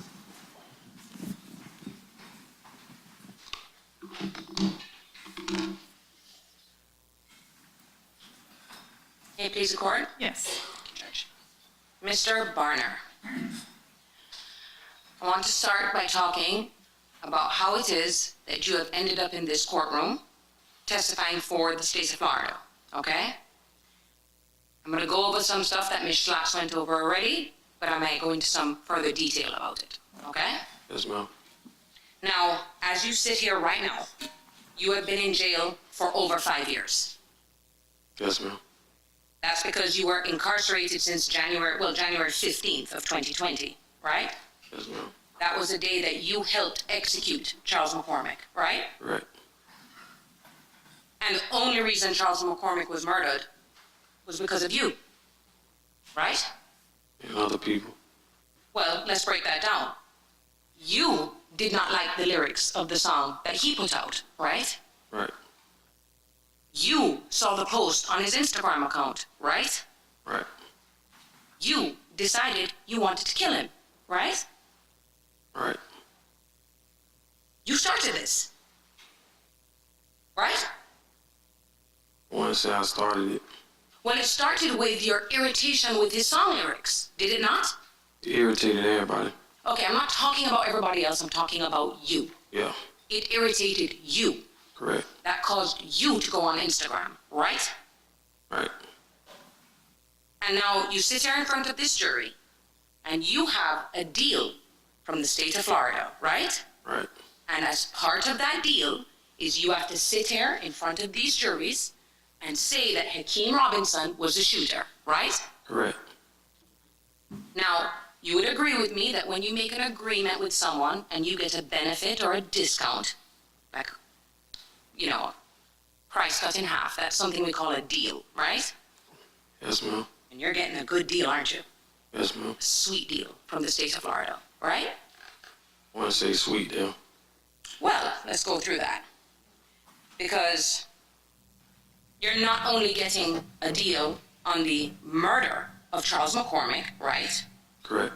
There is another case in which you're getting a deal on, right? Right, Charles McCormick is not the first person you have tried to kill, right? right. How old are you again now? 31. So at the time when this took place 5 years ago, you were in your mid-20s, right? Right, And you had 2 dead bodies under your belt that we know of, right? correct. Now, So you see, he ain't no innocent dude. By the time he was like 26, he had 2 bodies under his belt. And he was out here doing shit now. Cause he was facing minimum 41.8 years. He telling on his homeboys, man. All I ask, hit that like, share, subscribe. Are you not being entertained? That's what I'm here for, to entertain you. the person you killed was Mr. Rothamel, right? I didn't kill Mr. Rothermill. Okay. You and Chris Brown, right, Correct. went out to try and kill P Money, right? Right, And the reason why you tried to kill P Money was it was the belief of Blue that P Money was the one behind the Willie Addison murder, right? correct. That's who they believe did it, right? And so you were going out there. Mr. Rothamel was not the target, was he? No, ma'am. Okay. So you go out with Chris Brown, right, Right, to hunt down P Money, right? correct. At the behest of Abdul Sr., right? No, He wanted him dead, right? yeah, Okay. And he provided you with the car to commit that murder, right? right, He provided you with the firearm to commit that murder, right? right, Okay, so he gave you everything you needed to kill P Money. But he made sure he wasn't there, right? right, Has you doing his dirty work for him, right? yeah. Yo, I would love to know her nationality. Already as a lawyer, I like her. But her voice is weird. It sounds like, from what you can see of her, you would think she was Latin, but her voice sounds like she's Irish. It's just crazy to me. And you had no problem doing that. No, Now, there was a shootout, right?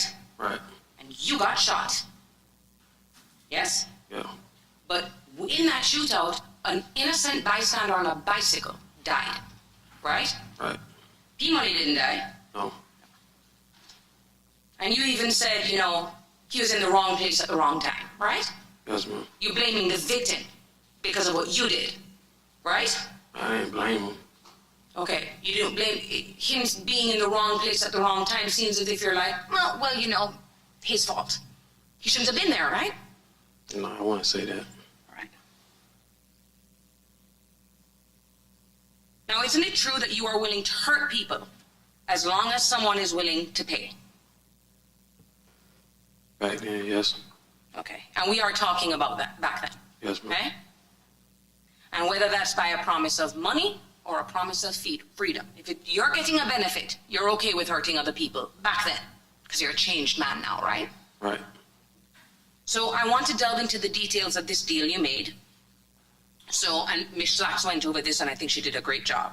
Because in Florida, right, right, what you did in that other case was first-degree premeditated murder, correct? correct, We're talking about the Rothamel case, right? right, The evidence they had against you and what you did qualified as first-degree premeditated murder, right? Right. And if Blue had given you, like you've testified on the oath today, right? Yes, ma'am. You say you're telling us the truth, right? Right. And then if he had provided you with the tools that you needed to kill P. Money, he should also have been charged with first-degree murder, right? I want to say that. Well, you understand the laws of principle, right? Right. Because in the Charles McCormick case, you didn't pull the trigger, right? Right. But you were charged as a principal. Correct. So because you drove them to the scene, right? Right. Because you knew what was going to happen, right? Right. You are just as responsible as everybody else, right? Right. So if Blue gives you the car to kill P. Money, right? Yes, ma'am. Gives you the gun to kill P. Money, right? Right. He's done something to assist you, right? Right. And knew what was going to happen, right? He didn't know what was going to happen. Also, your testimony today is that Blue had no idea. That day, he didn't. Oh, the day, but he did know that that is what that's what your intentions were. Yeah, Right, and intentions, but that day he didn't know. okay, but you don't need to know that day. As long as he knows that's what you're going to do and he gives you the tools to do it, that's enough, right? Right. Okay. So if Blue comes in here now going, I never gave him the guns and the car, he's lying, isn't he? Yes, ma'am. Okay. And of course, if he doesn't know, then he can just be arrested for accessory after the fact, right? Right. Because that's actually what he was accused in the case that you have with Rothamel, right? Right. So, as we discussed before, first-degree premeditated murder, you take a plea to that or you are found guilty, there is no discretion. You will die in prison, right? Right. You're not going to leave that prison cell unless it's in a pine box, right? Right. Because in Florida, we don't have parole. Life is life. Jeez. Now, what they did for you in that case is they allowed you not to plead to first-degree murder. They reduced the charges for you, right? Correct. Okay. They reduced it down to second-degree murder, right? Right. Now, even though that's all they charged you with, that's not all you're guilty of, are you? No, ma'am. Because you were in possession of a firearm, weren't you? Yes, ma'am. You're not allowed to have firearms, are you? No, ma'am. You could have been charged with possession of a firearm by someone that was adjudicated delinquent, right? Correct. And what does that carry with it? 5 years. No, 15 years in state prison. Oh. Okay. And the possession of the firearm alone carries a 3-year minimum mandatory under that charge, right? Right. But now in Rothamel, you fired your firearm, right? No, ma'am. Oh, you didn't. You just got shot. Yes, ma'am. But you had a gun with you, right? Yes, ma'am. Well, you're saying you didn't shoot the gun. Yeah, right? I didn't shoot no gun. Because if you had been accused or they believed you shot the gun, now you have an additional 25-year minimum mandatory, right? Right. So you got a full free pass on the possession of the gun, right? In fact, you have none of that. In none of your plea or any charges, you're not in any way charged with possession of a firearm by someone adjudicated delinquent. You don't have those charges, right? No. And you possessed a firearm in Charles McCormick, Yes, ma'am. and you had a gun in the other one. So they just gave you a free full pass on that. Well, I didn't have a gun in the Rothamel case. You did, when Blue handed you the gun, did he put it in your hand? No. You never touched a gun. He gave it to me, but he didn't hand it directly to me. What did he do? He put it on the floor and then you picked it up? No, it was in the car. The car that Okay, he did gave. you ever touch it or you never touched it? Yeah, I touched it. Okay, even if you touch it, that's actual possession, which means you get the 3-year minimum mandatory, right? Right. And even if you're just around it, convicted people can't be around firearms, right? Right. So we've got those 2 cases that are covered by your plea agreement, which don't encompass all the charges that they just chose not to charge you with. You also have the burglary with an assault or battery, right? Right. And you were facing life on that. Yes, ma'am. And that's because burglary with an assault or battery is a first-degree felony, what we call a PBL. You know what PBL means, right? Yes, ma'am. What does it mean? Honest for by life. And now, even though you were also charged with home invasion robbery, right? Right. But that was for the exact same thing. The burglary with assault or battery kind of is like the same thing as home invasion robbery, right? Right. So they wouldn't have been able to prove that anyway. right? So they changed the charge to burglary with assault or battery for you to plead to. You pled guilty to burglary with assault or battery, right? Right. Okay. Now, you're charged with that because you went into Barbara Buckley's home without her permission, right? Right. You terrorized her, didn't you? Right. You put your hands around her throat, didn't you? Yes, ma'am. And you choked her in her own home. Yes, ma'am. We know that you applied at least some force and pressure because you were able to leave your skin cells on her neck for the DNA, right? Right. She asked you to leave. She even said that, you guys, get out of my house, right? Correct. You didn't follow that instruction. Instead, you tried to scare her into thinking you might kill her if she didn't comply, right? Correct. You can imagine how terrifying that must have been for her, right? Right. But you just wanted to get away. So your plea agreement covers the 3 separate cases, the cases they know about as you sit here today under the state subpoena. You have immunity from anything you testify to in here today, right?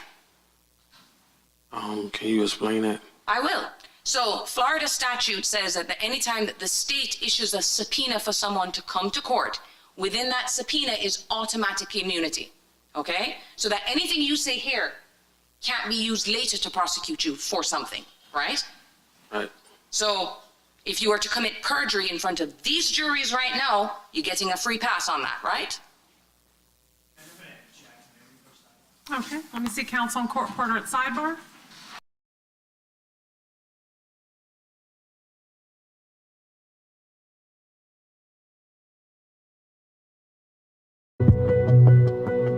With Charles McCormick, they're doing the same thing. All right, you may proceed. Thank you. Okay, so now Mr. Barner, going back. So in the shooting with the Mr. Rothamel, right? In that case, they allowed you to plead to second-degree murder, right? Right. They also, I'm sorry, I need y'all to be quiet when you're coming into the courtroom. Thank you. Why don't you just wait, Ms. Kawass, while everyone gets seated so that we don't have any further distractions. no problem, Judge. All right, you may proceed. Thank Thank you. you, Judge. Okay, so in this case too as well with Charles McCormick, right? They're doing the same thing for you as well. You're not pleading to first-degree murder. Well, you've already pled, right? Yes, ma'am. You already entered into a written plea agreement, a contract with the state, right? Right. And that case, they've also agreed to reduce that to second-degree murder, right? Right. Even though we know you committed a first-degree murder, right? Right.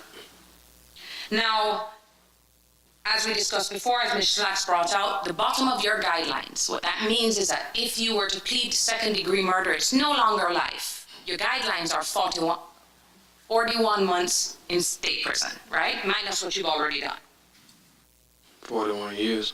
Oh, did I say months? You're right. 41 years in state prison, right? Right.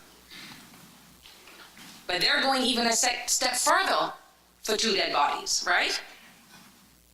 They, if you satisfy them, right, will come to court at your sentencing and make a recommendation to Judge Salvador to sentence you to 20, right? Right. Now, you've already done 5, right? Right. But you also get gain time, don't you? Yes, ma'am. Because there's no minimum mandatory, right? Right. So you don't do every single day of 20 years. You get 2 to 3 months off for each year you do, right? Right. You have any probation after that? Not that I know of. You didn't plead to any probation? I wouldn't know that. You would, it's in your plea agreement.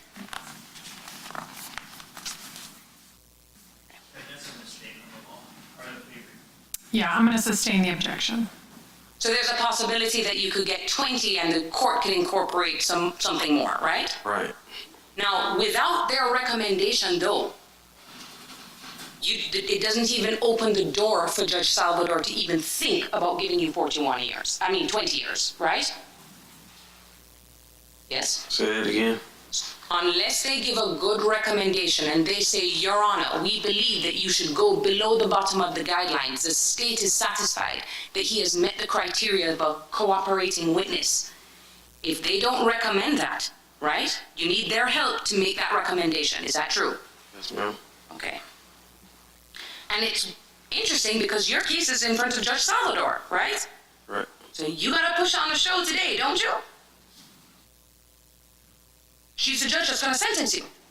Yeah. Okay. Now, let's talk about the people who are, I just wanna make it clear, who you provided information against in the David Rothamel case, right? Right. Because it was because of you that everybody ended up getting arrested, right? Right. You kind of came in and goes, I'm gonna solve that mystery for you guys, right? Right. And you threw Abdul Sr. in there, right? Right. Because of you, he was charged with that, right? Right. You also threw Derek Hudson in there, right? Right. You also threw in Chris Brown, right? Right. Now, how old is Chris Brown? He's 31. Your age, right? Yeah. Okay. And you said you're 5'7"? Yes, ma'am. He's taller than you, isn't he? Yes, ma'am. Okay. He's about 5'10", 5'11"? I want to know the exact height. But he's taller than you, right? Yeah. Okay. He also had twisties and dreads in his hair, didn't he? Before he got arrested after you told on him? I want to know. You don't remember? You don't remember what his hair was like even though he was there on the day of the murder of Charles McCormick? You said when he got locked up. Okay, well, when he got locked up, he had dreads, right? I want to know. Okay. But at the time, he did have hair on his head. He couldn't have been bald. Yeah, he had hair on his head. He had hair on his head, right? And he's skinny, right? Slim. Yeah. He's slim. All right. Now, those aren't the only people. You also decided to throw your girlfriend under the bus, right? Yeah. Janera Smith, the girl you were living with, right? Right. You decided to say, guess what? She was involved in that case with me too, right? Right. Now, we're going to get more into the issue with Janera Smith in a moment. I want to talk about the Jermaine Dubose situation.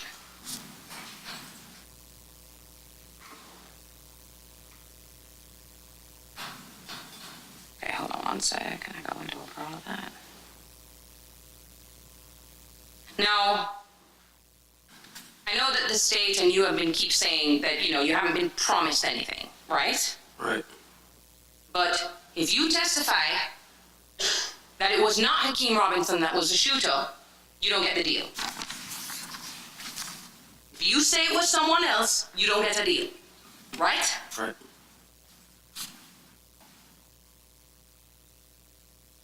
And I know you said it previously with Ms. Schlax, that you're saying, well, I have to tell the truth, right? Right. That's what I'm going to tell the truth here today, right? Correct. But let's talk about what the truth actually means to you, okay? I'm going to talk about the history of the times that you have lied and that they know about it, okay? Okay. And we're not just talking about lying in everyday setting like, regular people. I'm talking about you have lied in a bunch of different court proceedings, right? Depositions, right? Right. And I'm not talking about depositions in our case. I'm talking about depositions in the Jermaine Dubose case, right? Right. Everybody got together, the lawyers for everybody, and put you under oath, didn't they? Right. Same oath you took today, right? Right. In front of the presence of the state attorneys. And you lied under oath, right? Right. You didn't care about the truth then, did you? Oh, no.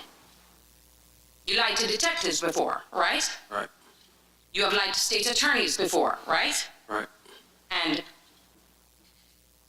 even when they know that you lied in those depositions, right? Right. Put that aside and still let you testify against Jermaine Dubose, right? Yeah, at the hearing, yes, ma'am. It didn't matter to them that they knew that you had committed perjury, did it? No. And nothing prevents you from lying here today, does it? We just have to take your word for it, right?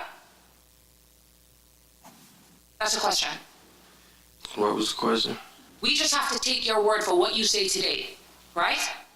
Yes, ma'am. Okay. Now I want to also go into issues of perjury, because you've gotten impasses on those as well, right? Right. Perjury is lying under oath, correct? Correct. It's not just misdemeanors. That's not a misdemeanor charge, right? Right. If you lie, for example, in the investigation of a homicide, you could be charged with a first-degree felony, right? Or you don't know? I don't know. And that's because you've never been charged with perjury, right? Right, Even though they know you did it, right? right, Over and over again, right? right.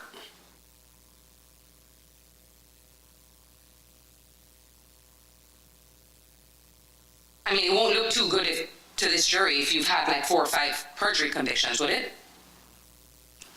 No, And the only ones who decide whether you get charged with perjury or not are the state's attorneys. And they chose not to do it, right? correct. Now, kind of like Torgon Williams. That's a name that we've heard throughout this case, right? He is someone that was directly involved in the murder of Charles McCormick, correct?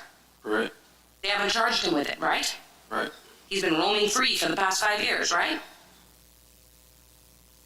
As far as you know. Yeah, as far as I know. Because you've been in jail for the past 5 years. Right, And you told them all about Torgon Williams' involvement and everything that he did back in 2020, right? right. But they didn't take your word for it, because he was never arrested. Yeah, sustained. He was never arrested. He hasn't been arrested, has he? No. For the murder of Charles McCormick? No,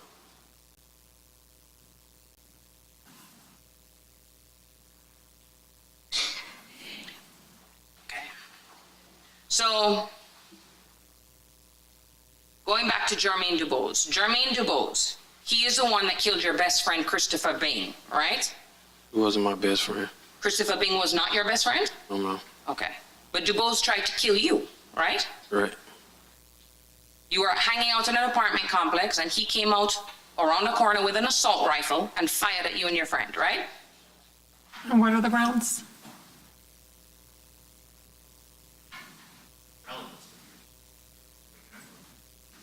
Yeah, I'm gonna have to hear counsel's argument on this matter, so I'm gonna.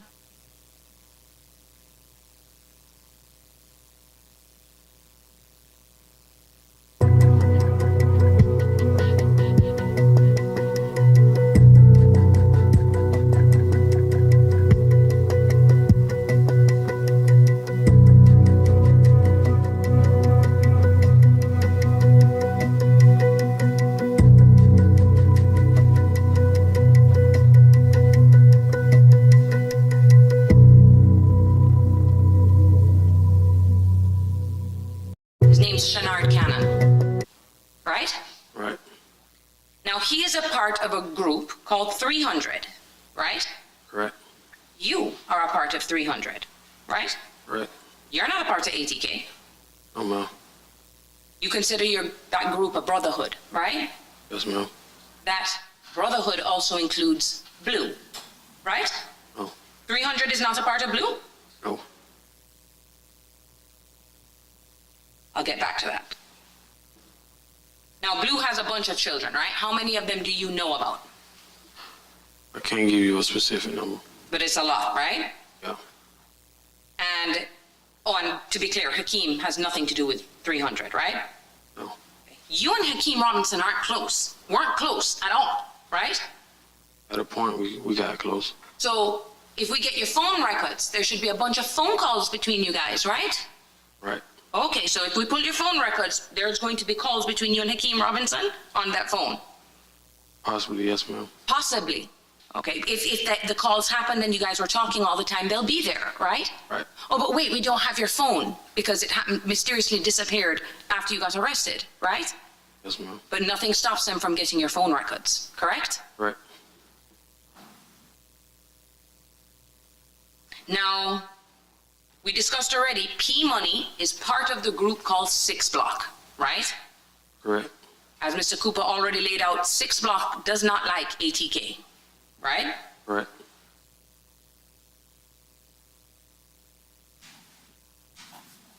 And as it relates to the Rothamel murder that involves you, Blue, Chris Brown, and your girlfriend, Janera Smith, Hakeem Robinson is no way, shape, or form involved with that at all, right?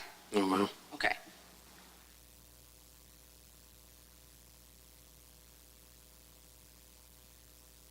And we already spoke about the Willie Addison murder, right? That was a year before, correct? Of of the killing of Charles McCormick. Correct. So that's 2019, right? Right. And we've already established Willie Addison is not biologically related to Hakeem Robinson, right? Correct. It's Blue's stepson, right? Right. One of the girls that he was dating, he just happened to basically start taking care of her son. It's not his, right?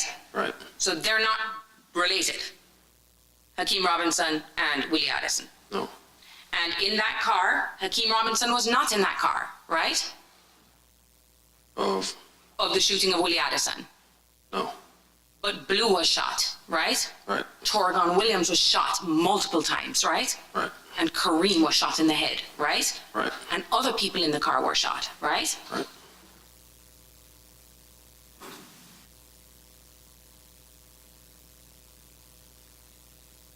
Now, in that case, after the murder took place, right, you got shot, right? Right. And then you were able to leave the scene, right? Right. And Janera Smith came to help you, right? Right. And Blue also came to help you, right? Right. Blue actually gave you money, right? Right. And stuff you needed to get out of town, right? Right. And you and Janera literally, with the bullet still in your leg, decided to leave town for months, right? No, ma'am. How long were you gone? Less than a week. Less than a week. Is that what Janera Smith is going to tell me? Well, we booked the hotel for 5 days. Right? And you went as far down south as where? Melbourne. Okay, all the way down there. And then you ran out of money, right? Correct. The money that Blue had given you. Yeah. So in the McCormick case, Blue helps you get away from Barbara Buckley's house, right? Correct. Helps you get rid of your clothes, right? Right. Helps get rid of all this evidence, right? Right. And he also helped you in the McCormick case, right? Helped you and Chris Brown, though, right? No. He didn't, Chris Brown wasn't there? Oh, no, that's right. You actually assumed at one point that Chris Brown was dead, right? Right. But he ended up showing up and you realized he was alive. Well, no. I had got word that he was still alive. But Blue is the one that helped you then to get away, right? Right. And then helped you again in Charles McCormick's case to get away, right? Right. And Janera Smith, too, that's kind of what she did in the Charles McCormick case, right? No. Okay, so Janera Smith, you were living with her at the time, right? Right. And in the McCormick case, you end up going back to your house at some point, right? Right. You're getting nervous because you realize someone saw your tattoo, right? Didn't you guys pack up your stuff and get ready to go in your car, right? To leave. No. Where were you going? We was going to Family Dollar. And then to do what after that? Go back to our apartment. To do what? Cook. So, you had just finished executing Charles McCormick, right? And what you were going to do that evening was go back and have a nice dinner with your girlfriend? Correct. Okay. But before you could get back home, JSO was on top of you guys, right? Right. You didn't get that far. You got pulled over, right? Right. But they accused Janera Smith of fleeing and eluding because she didn't stop the car, right? Right. You both got arrested that night. Correct. She arrested for fleeing and eluding, and you got arrested. They beat you that night, right? Correct. They put a gun in the back of Janera Smith, didn't they? Told her to stop screaming when they were beating you, right? I don't know. But she was let go that night because she was only charged with fleeing and eluding, correct? She got released the next day. Next day. But you remained in custody. Correct. And so, before she was out for the whole 9 months, before Hakeem Robinson got arrested, right? Correct. Because she was arrested the same day or around the same time Hakeem Robinson was, because that's when you decided to implicate her in the Rothamel case, right? Right. And you had been talking to her on the phone while you were in jail, right? Correct. Okay. So, if anything, she had access to the internet. This dude told on his girlfriend. But like I say, man, hit that like, share, subscribe, man. Help a small channel grow. Right? Everything that was going on with the case, and she was talking to you. Correct? Correct. Now, eventually, when you flee with Gennaro on the Rothermel case, you gotta come back, you ran out of money, right? And you had to get some work on your knee, is that right? It was starting to bother you. Right. And did they pull, when you went to the hospital, they pulled the bullet out of your leg, right? Correct. Now, Gennaro knew that you were involved with that case, right? Yes, ma'am. She knew that you had been involved in the murder of Mr. Rothermel, right? Yes, ma'am. And she never came forward, did she? No. In fact, when you went to the hospital, isn't it true that police were called out there because you had a bullet in your leg, right? Correct. And anytime anyone has a bullet wound, it's mandatory, they have to call the police, right? And you lied to the detectives about how you got shot, right? Yes, ma'am. You told them about you were in Lake City and some fight broke out and you got shot, correct? Correct. And Gennaro Smith told that lie for you as well, didn't she? Yes, ma'am. The both of you came together with a little plot to come up with this story to tell law enforcement so that you would not get caught, right? Right. And she went along with your plan, didn't she? Yeah. Isn't it true that you threatened Gennaro?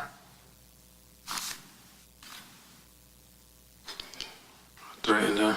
You threatened her about whether or not she should come forward. I don't recall. No or yes? I don't recall threatening her Okay. to come forward. No, to not come forward. Like, don't snitch on me and Blue. I never told her that. Okay. But what would happen to her if she snitched on you or Blue? Yeah, I'm gonna sustain.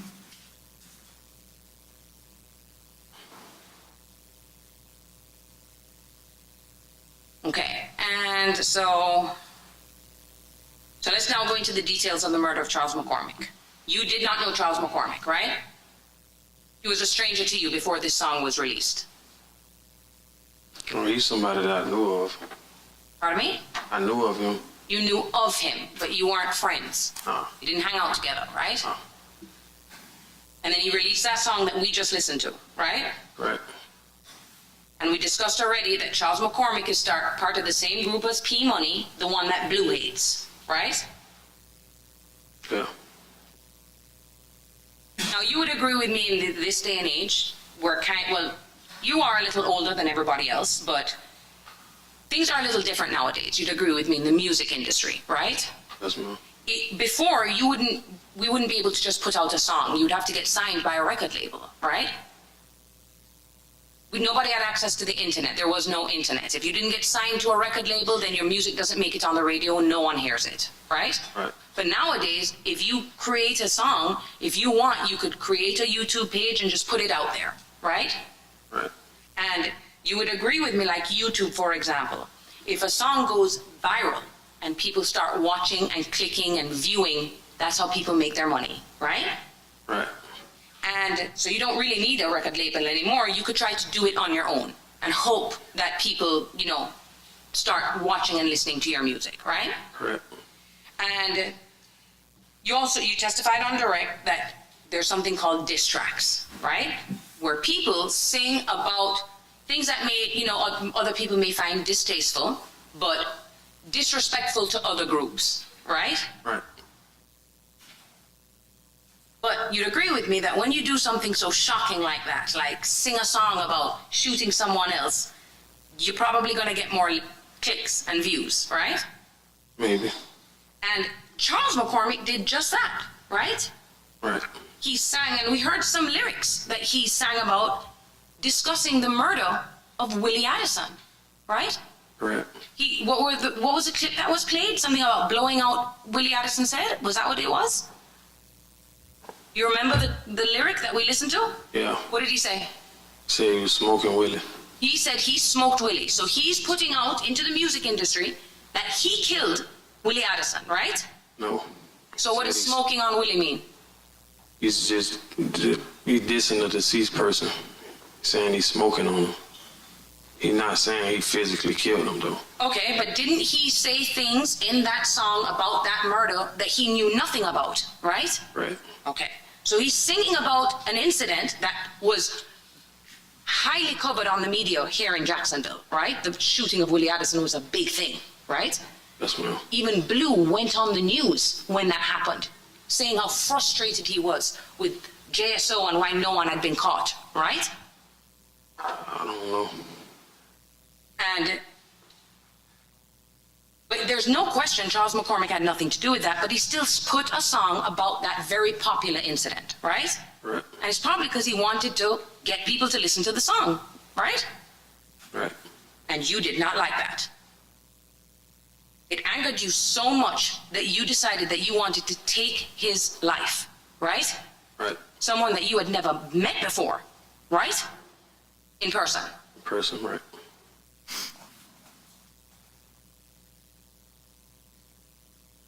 He didn't disrespect Hakeem Robinson in that song, did he? He didn't say Ksoo's name in that song? No. He didn't mention anything about Hakeem, right? No. That's because Hakeem was not in the car in that shooting, right? Right. He disrespected Blue's son. That's who he disrespected, right? Right. And you were super close to Blue, right? Blue was like a father figure to you growing up, wasn't he? No. You wouldn't say that? No. He wasn't around? You didn't know him from you were a child? Yeah, he wasn't a father figure though. Because he was, what, gone for quite some time? Yeah. So there was a period of time in Jacksonville that he was not around. Right. He was your father's best friend, though, right, before he passed away? No. He was not. No. Your father was murdered, right? Right. Now, aren't there certain times that Blue would give you a place to live? Yeah. He had a trailer, didn't he? Right. Where he'd let you live, right? Right. You, Chris Brown, right? No. Chris Brown was never there? He was there. He didn't stay there. Okay, Janera Smith has spent the night there too, right? Right. Now, weeks before the murder, we talked about you looked up Charles McCormick's address on Core, right? Correct. You're saying that, and you testified on direct, that this took place in December, right? Yes, ma'am. And we can't figure out you can't remember which day it was, right? Right. You're aware that Hakeem Robinson was in California for most of December, right? If he knows. If he has personal information, if not, then it would be sustained. Were you aware of that? No.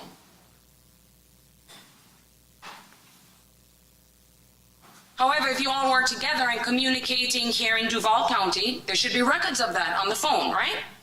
Correct.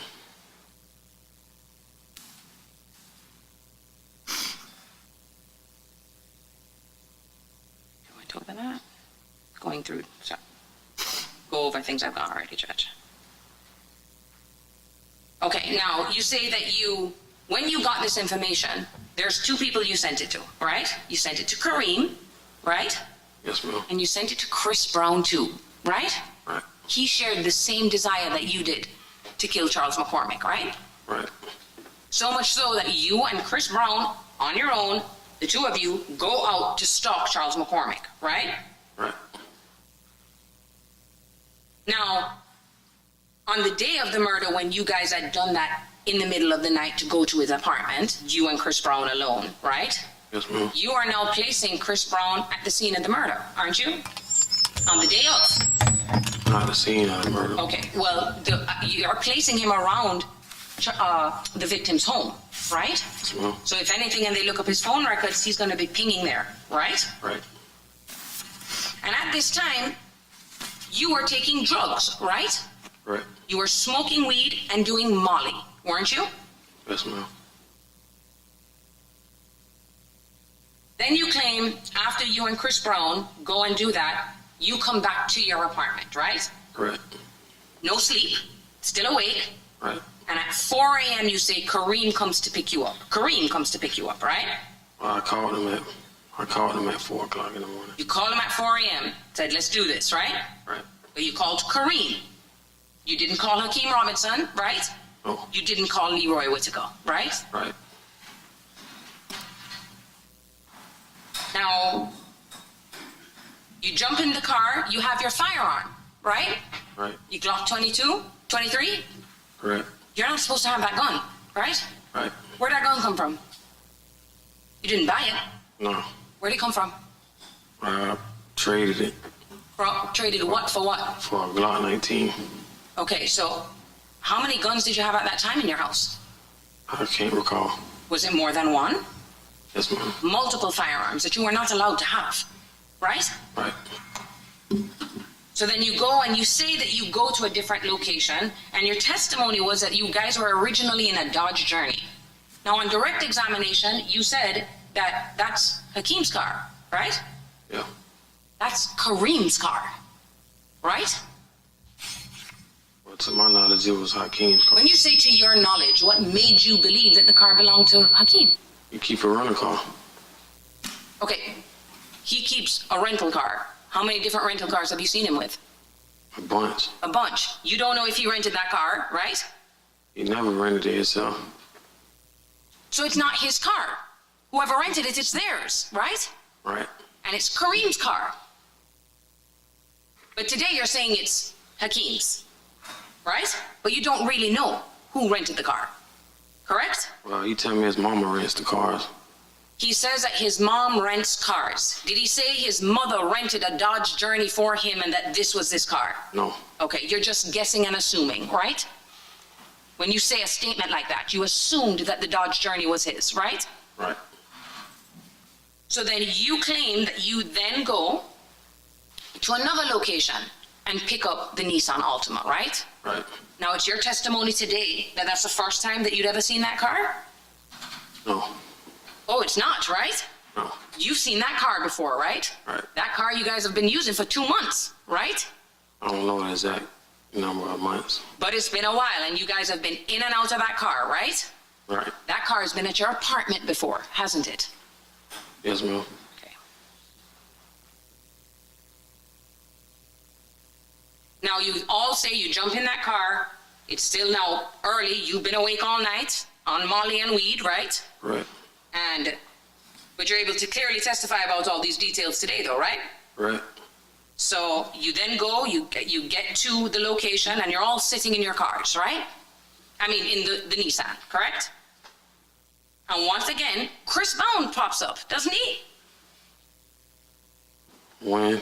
When you guys return with the Nissan. Right before the murder, your testimony is that Chris Brown was there, right?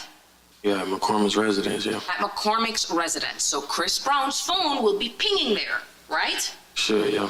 Okay. Someone else was there too, Torrigon Williams, right? Right. Kareem was there too, right? Right. Okay. And Kareem and Torrigon basically did the exact same thing, correct? It's in terms of their involvement in this murder, right? I don't understand what you're saying. Their level of involvement is the same. Torrigon Williams and Kareem. If it's not, let me know. Do you think one is more involved than the other? Oh, you saying them together? Yes, Kareem and Torrigon, they were kind of on the same, they did the same thing, right? Right. But Kareem got arrested and Torrigon didn't. Correct.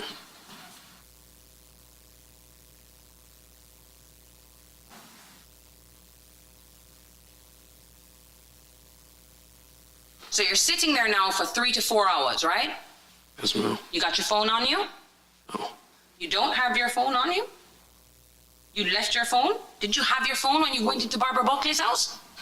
Oh, I'm thinking of something else. Okay. Like you saying here today. Oh, no, I know you don't have a phone here today. Oh, On the day of the murder, yeah. you had your phone with you, right? You guys are sitting in the car for 3 to 4 hours waiting, stalking Charles McCormick, waiting for him to come out, right? Correct. You've got your phone, right? Right. You're all up on your phone doing things? Yeah. Leroy Whitaker in the back all up on his phone doing things? I can't recall. You can't recall if he was on his phone.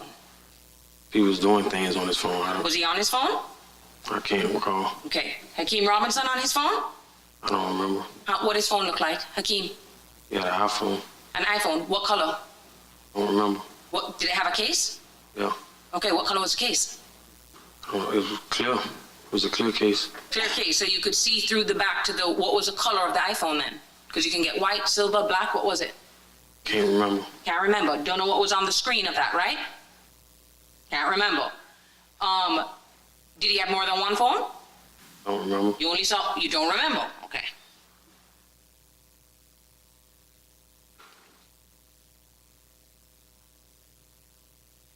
Now, you claim that at some point, and we've heard about this before, and you've testified about this before, where you claim that Abdul and Kareem had called Hakeem to say that they were in the area, right? Abdul and Kareem. I'm sorry, I have it as Abdul Jr. / Kareem, so we'll just keep it as Kareem, because that's the same person, right? Kareem, you testified to before, called Hakeem. Kareem called Hakeem to say that they were in the area, right? No. That phone call never happened? Hakeem called Kareem. Okay, so now your testimony is that Hakeem called Kareem, right? Yeah. So that should be on Kareem's cell phone records, right? Should be on Hakeem's cell. Should be in Hakeem's cell phone records, right? Yeah, he called. He called. So, well, when you call on one and someone receives it, it's going to be on each person's phone records, right? All right. Now, I want to talk about something that you testified to today for the first time, and I want the jury. Yeah, I'm going to sustain, just ask the question without commentary. Okay. Thank you. Did you testify on direct that you witnessed a phone call between Raekwon Howard and Dominique Barner? When Mr. Cooper was asking you questions, right? Yeah. He asked you, did you see Hakeem Robinson make a phone call to Raekwon Howard while you guys were in the parking lot? Correct. And you said yes, right? Right. Now, in this case, you sat just for us 3 separate depositions, right? Right. And these depositions weren't short, were they? No. You were deposed by all of the attorneys for over 9 hours, right? I don't know the exact hours. But it was on 3 separate occasions, Right. and we had to actually break it up into 3 because each day we went till 5, right? And we ran out of time. Right. Each attorney for each defendant painstakingly went through very detailed questions, right? Step by step about what happened, right? Right. And you never once mentioned in any one of those depositions to any of us in the presence of Joel Cooper that you saw a call from Raekwon Howard on Hakeem Robinson's phone. Did you? Well, they already knew that. Say what now? They already knew that. Okay, they know that from Raekwon Howard. I'm talking about you. When we are sitting down and asking you questions, you told us so many details about every single thing that you did, right? You even remembered this phone call from Hakeem to Kareem, right? Right. And we would ask you questions. What happened next, right? Right. Ms. Slacks at one point even had to say to you, Mr. Barner, I don't want a situation to show up where we are in a courtroom in front of 2 juries and you say something we've never heard before, right? Right. And the first time that any of us have ever heard from your mouth that you witnessed a call from Raekwon Howard to Hakeem Robinson was today, right? You've said it before? Yeah. Where? I told the state. Okay. Oh, okay. So let's talk about that. You told the state when I wasn't there, right? Correct. You told the state when Mr. DeCoste was not there, right? Right. When you told them? I don't remember the exact date. Did you recently meet with the state attorneys in preparation for your case today? Yes, ma'am. How many times did you meet with them? All right, let me see court reporter and counsel at sidebar.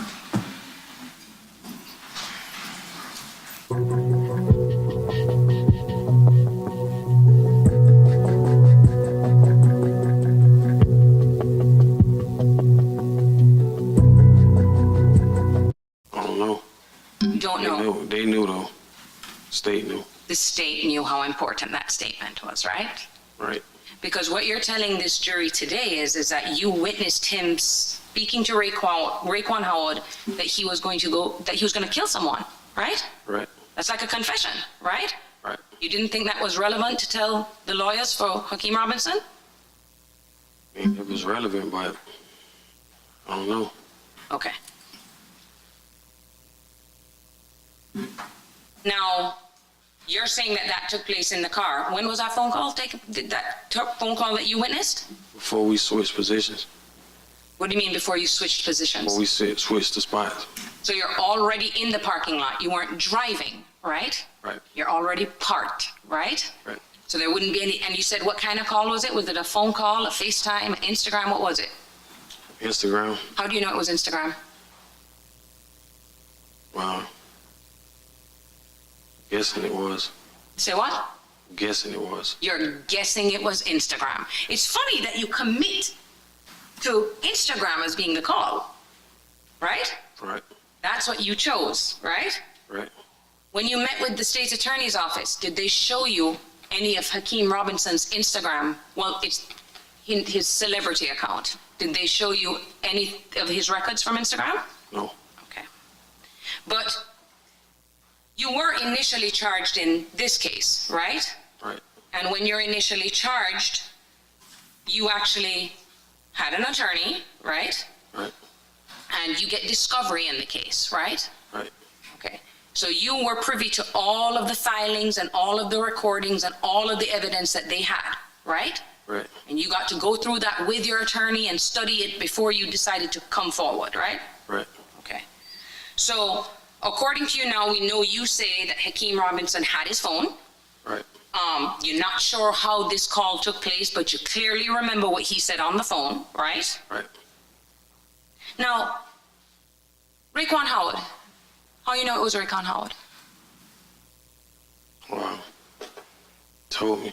Who told you? Hakeem. Okay, so now you're saying it's not only that, he now said to you something else, right? Right. So now, okay, so things are developing as we're sitting here. So you're now saying he turned to you and said, so I just called Raekwon Howard. Oh, he told me he was about to call him. So he tells you, I'm about to call Raekwon Howard, right? Correct. You don't say to him, don't call anybody because we're about to commit this murder, right? I don't. You don't. You, the one who was so concerned about not using Chris Brown's car because that can be traced, right?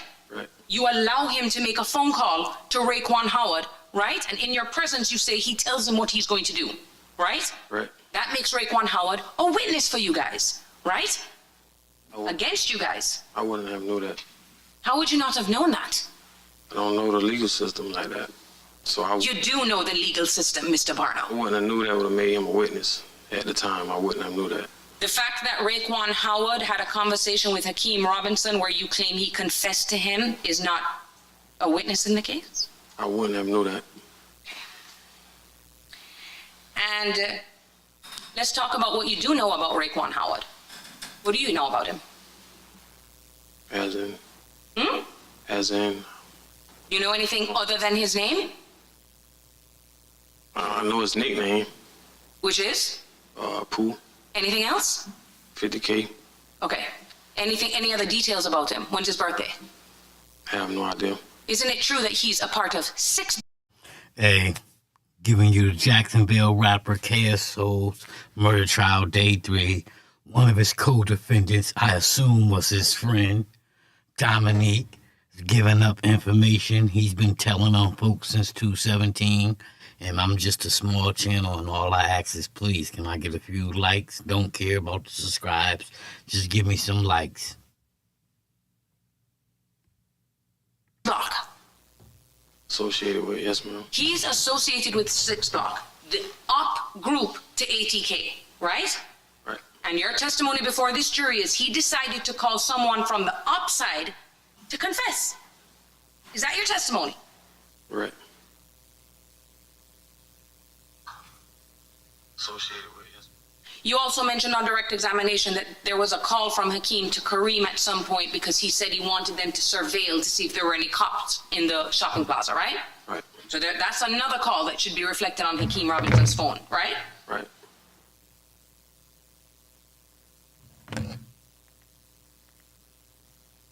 Okay.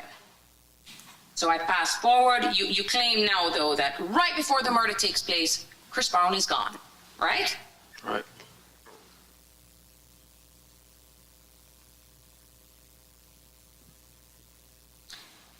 Now, you testified that, I think I brought it out already.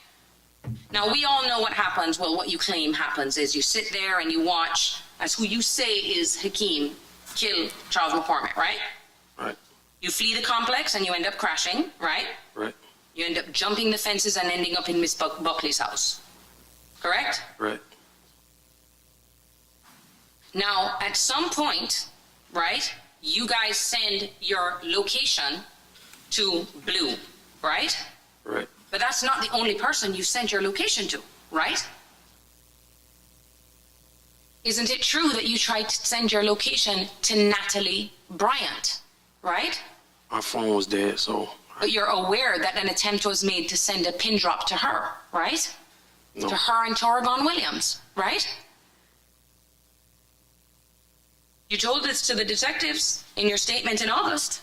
I can show it to you if you want. Do you not remember saying that? Do you not remember that? I mean, I would have to see it. I'll show it to you. So just so that the court understands, and the jurors, that when you were arrested, you gave a sworn statement to Mr. Cooper, right? Right. I need to pull this up. I don't have. I'm just going to pull this up on my computer. Now, this, of course, is when you've decided to cooperate, right? Right. You're now sitting with Mr. Cooper, right? Right. His lawyer is, your lawyer is there, right? It's Jameson. Yeah. Right. Is she here now? She is. She's right there, right? Right. Okay, sustained.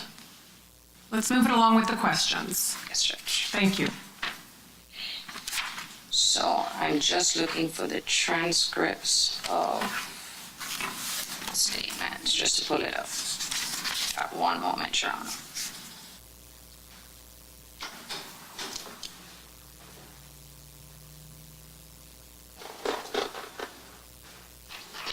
I'm gonna get back to that. I'm gonna have Mr. DeCoste pull that up so I don't waste any time. I'm gonna go forward and then I'm gonna come back to that, okay? Once that's up, I'll go back to it, all right? Now, so once again, you say eventually Blue is the one that picks you guys up, right? Right. In the Dodge Challenger, right? Right. You claim that you explain everything to Blue, right? Right.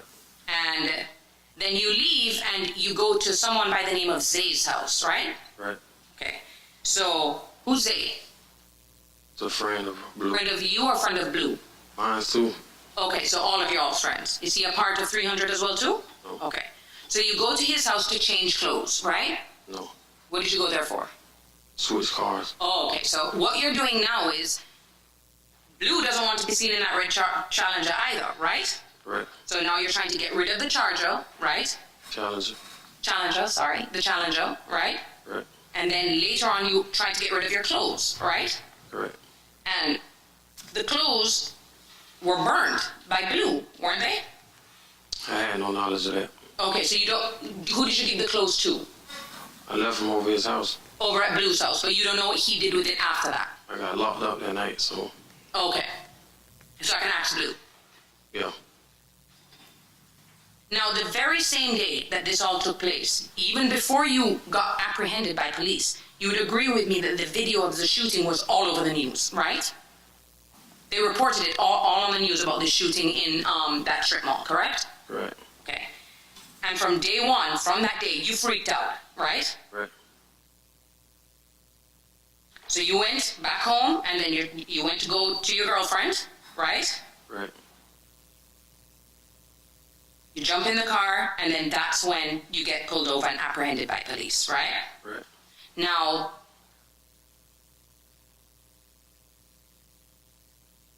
you first go in, and they put you in a room in the interrogation room at JSO, right? Right. And in that room, there's audio and video recording, right? Right. So JSO has the capability to record and video anything that you said, right? Right. And in this case, they actually did that, right? In your first statement to the police officer, right? Right. Okay. And the detective, this is not Detective Smith, it's Detective Richardson, right? Or you don't remember his name? I can't recall his name. Okay. Do you know what Detective Smith looks like? I think that's who interrogated me on The second time. The second time. Okay, but it was a different one the first time, right? Yeah. And you lied to him in that over and over again, right? Right. What you were doing that day, you told him I was chilling and going to Family Dollar. That was a lie, right? I told him that we was trying to get Janier's license. Okay, but that was a lie, right? Because in the day you were trying to kill Charles McCormick. Right.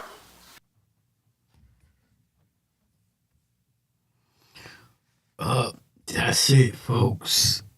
Well, as the world, As you can see, it just cut out on us, so. And there's only one feed showing that case, so. Let's see.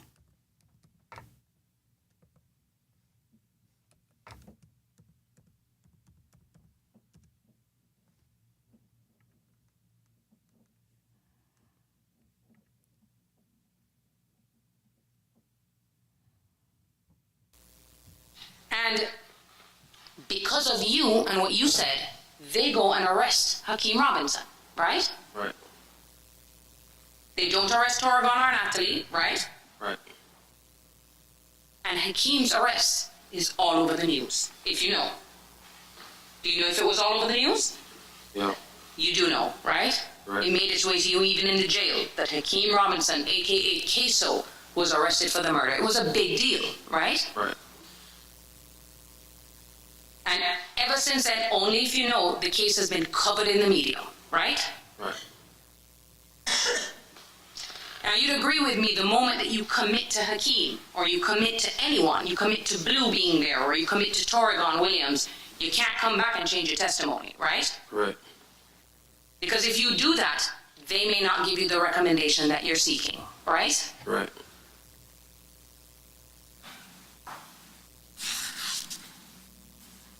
You even turned on your girlfriend, right? Right. Did you love Janera? Yeah. Okay. But in that moment, you were okay giving her up for an accessory after the fact to murder. Yeah. Okay. Because you needed to help yourself, right? Right. Doesn't matter who it is. If you just tuned in, we watching the Ksoo murder trial. We got a guy named Dominique, a.k.a. Butter, telling on everybody. He told on mamas, daddies, his girlfriends, his homeboys, and we right here watching it together. All I ask is please hit that like, share, subscribe. Really don't care about the shares and the subscribe. Just hit that like, help this small channel grow a little bit bigger. Is. Right. Now,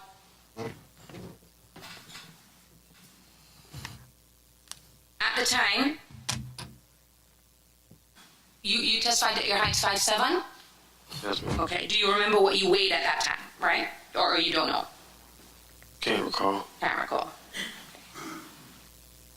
Do you know someone by the name of Shifton Hogan? No. Name completely ring a bell to you, or you have no idea who that is? No. Now, another thing I want to talk about is, today you testified that while you were in the vehicle, right, that Hakeem Robinson touched your firearm, Correct. okay? When we sat down in depositions, right, did you ever tell us that before? Can't recall. Can't recall. Did you ever tell Joel Cooper that before today, or the state's attorney's office before today, that you witnessed him touch the firearm? Yes, ma'am. Okay. But this is already after you know that his fingerprint was found on your firearm, right? It's something that I seen. Oh, okay. But the only time that we, as a defense, is hearing about it is today, 5 years later, right? I wouldn't know that. You never told us about it before. Can't recall. Okay.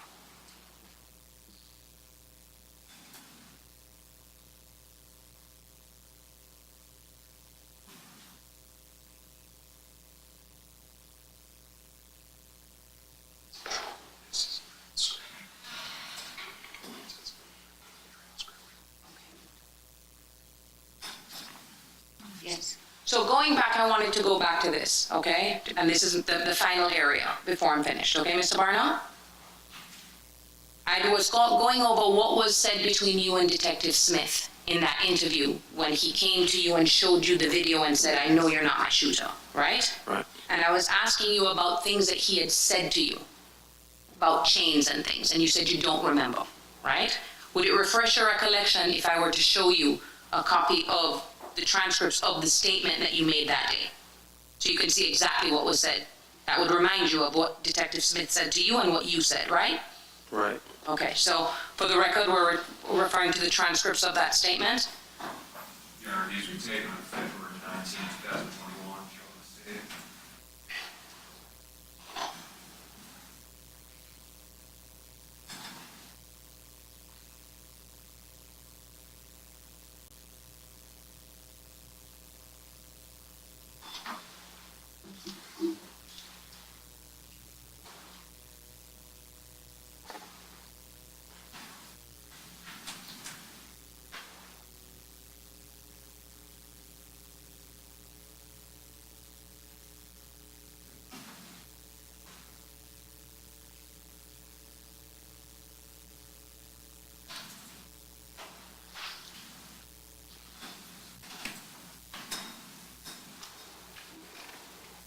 You remember?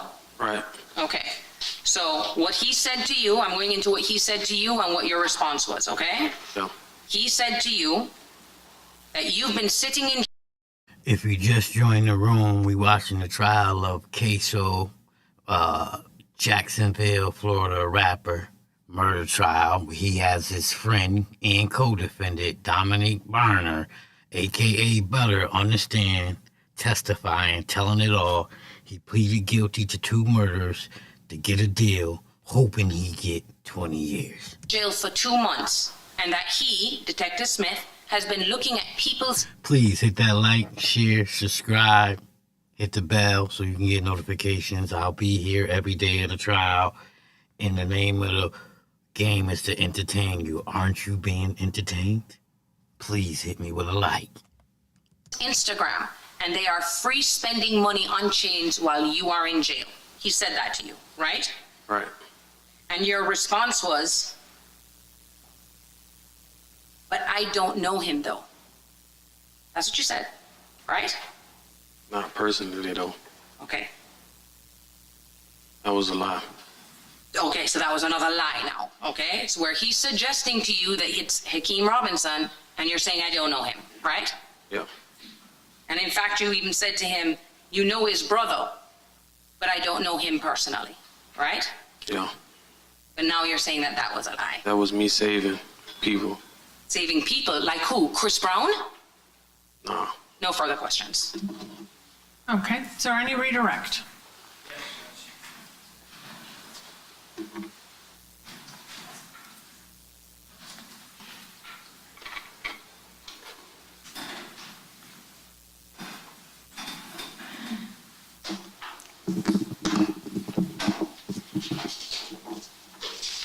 Hey, please.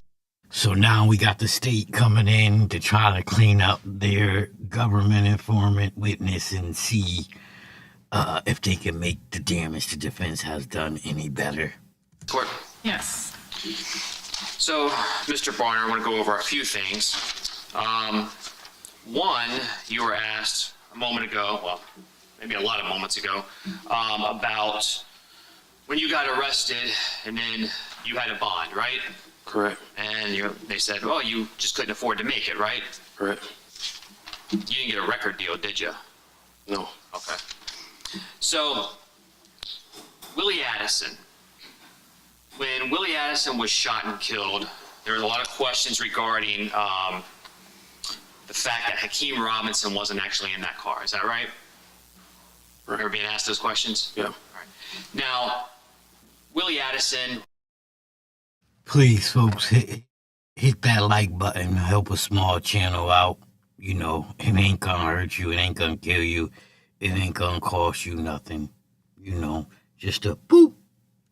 Was Hakeem's stepbrother, correct? Right. All right. Hakeem, sorry. Don't be what I call a content thief. Don't sit there, watch the entertainment, be entertained, and don't hit the like button. It's only right. Let's get to that. Abdul Robinson Jr., Kareem, is that Hakeem Robinson's biological brother? Yeah. All right. And where was Kareem shot? In the head. Did Kareem almost die? Yeah. Abdul Robinson Sr., Blue, is that Hakeem Robinson's father? Yeah. Overruled. It's been asked many times by all of you. I think everyone knows that Blue is Mr. Robinson's father. Was he shot? Yeah. Torrigan Williams, is that Hakeem Robinson's cousin? Are they related, Torgon Williams and Hakeem Robinson? Kareem and Torgan are cousins. Kareem. Okay. What about Leroy Whitaker? Is he related to Hakeem Robinson? Yes, sir. And so, Abdul Robinson Jr. severely injured, and Hakeem Robinson's stepbrother was killed, Correct. and his father shot. Correct. Now, that song that we heard earlier, that was made by Charles McCormick. Remember listening to that? Yes, sir. And there was a line, smoking on Willie. Someone else was also mentioned earlier. You said 23. Is that right? Yes, sir. And who is 23 in relation to Hakeem Robinson? Is that someone that he knows? Yeah. Someone he's close to? Yeah. Was 23 killed? Yes, sir. And so both 23 and Willie Addison were both referenced in that song. Correct. And you know that Abdul Robinson Sr., the family, was upset over that song. Correct. Okay. Now, you've also been asked a lot of questions about Chris Brown and when he was there and when he left on January 15, 2020, right? Yeah.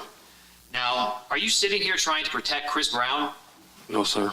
Is Chris Brown one of the co-defendants in the Damon Rothermel case? Yes, sir. And are you cooperating against Chris Brown in that case? Yes, sir. So, you're not trying to protect him? No, sir. You were also asked a lot about getting a deal. So I want to talk and just clarify this point. Your pleas to each and every one of your charges, were they to the court? Yes, sir. Now, you haven't been sentenced, correct? No, sir. And the judge will decide what sentence you get. Correct. Do you know if the state is going to make a recommendation at your sentencing? Have you been told the state is going to recommend any sentence? No. And even if the state walks in and makes a recommendation, does this judge have to follow it? No. It's entirely up to the judge to decide what sentence you get. Correct.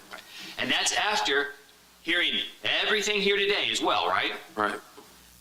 And you sat through, as has been pointed out multiple times, 3 days of depositions, right? Sorry. Yeah. Right. And about 9 hours or so of depositions, questions and answers by the defense. Yeah. And during that deposition, a lot has been brought out today, asking you questions, refreshing your memory, or asking about the answers you gave to those questions. For everybody in this courtroom to hear, right? Correct. Including the judge, right? Right. Did you have a lot of fun in those depositions? No. Having fun today? No. But you understand that each and everything that you testify to, including all of the things that you have admitted to, and having done, that's all information this judge will have at sentencing. Correct. And what is the maximum sentence that this judge can give you? Life. Now, you're asked a lot about, well, you touched a gun, you weren't charged with possession of a firearm, right? Right. And the maximum was 15 years on that offense. It was pointed out to you, right? Yeah. What's the minimum sentence you know that you can get based on what you have pled to? 20. Is 20 or 15 higher? 20. There's also a 3-year minimum mandatory, they said, with the gun charge, right? Yeah. How much time you spent in jail since you've been arrested on these charges? 5 years. What's higher, 5 or 3? 5. If you were to get sentenced to life in prison, does another 15 years matter? No, sir. How many life sentences can you serve? 1. How many lives do you get? 1? 1. And that's still what you're facing. Yes, sir. Now, excuse me. You were asked a lot of questions about your discovery in this case and what you reviewed and the timing of all of those. Hey, man. Hit that like, share, subscribe, hit the bell so you can get notifications. I'll be here. Don't be a content thief. Don't be in here watching the content, then trying to talk tough to me in the comment section. You can go file the trial on your own. But why not help a small channel grow? That's all I'm saying. Can't be a hater your whole life. So I want to make this clear. You were arrested January 15, 2020, right? Correct. And you became a witness and provided information in August of 2020, right? Correct. And at that time, none of your co-defendants were arrested. No. And ultimately, you entered a plea to your charges in September of 2020, right? Correct. Now, are you aware that since 2020 and 2025, there's been a large amount of discovery that has been ongoing in this case? Yes, sir. And so, while there was some discovery done in this case, and this specifically the murder of Charles McCormick, that had not been completed by the time you pled, is that right? Correct. So you wouldn't have had an opportunity to review all of the pieces of evidence in this case, is that right? Right. Now, is it also true that in February of 2020,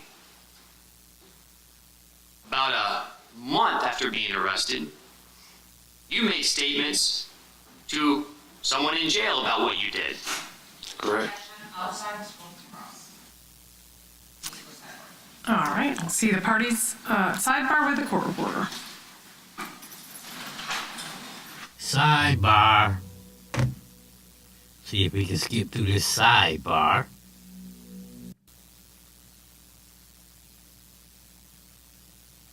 Hey man, hit that like, share, subscribe, man. I ain't never gonna stop asking. Don't be a content thief. Don't come in, enjoy the content, watch the content, and not give the person who's bringing it to you a like. You ain't gotta share it. You ain't gotta subscribe. At least give them a like, cause you like what you seeing.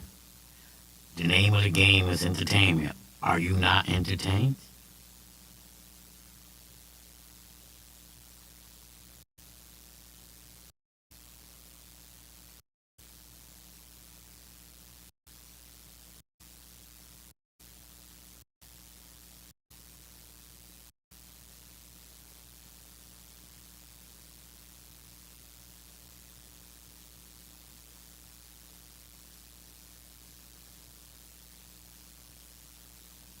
Guess we still having a sidebar. If you just joined, we watching the Jacksonville rapper Ksoo's murder trial. And we have his co-defendant, his homie, his friend, his words. I've known him since we were young. Telling it all. Giving it all up. He's telling our mamas, daddies. He told on his own girlfriend. He telling on everybody because he's facing 41.8 years in prison as a minimum, life as a maximum. So if he tell, the state says they'll ask the court for 20 years, but people gotta understand, that doesn't mean he gonna get 20 years. He already been locked up for 5. The court still can give him 40. The judge does not have to go along with the state's recommendation because he's a rat, because he's telling. They don't have to go along with it, but that's what he's hoping. I think he was just better off taking his time. You know, he pled guilty to 2 murders, and he has a lengthy record. I don't see a judge giving him 20 years. You're gonna get more than the 20, so you might as well would have shut up, and hopefully your friends would have, beat their case, and hopefully they would have been taking care of you in jail because you shut up. But instead, he chose to tell on his friends in hope. Once again, in hope. I'm gonna say it one more time. In hope he gets 20 years. But that's what's going on.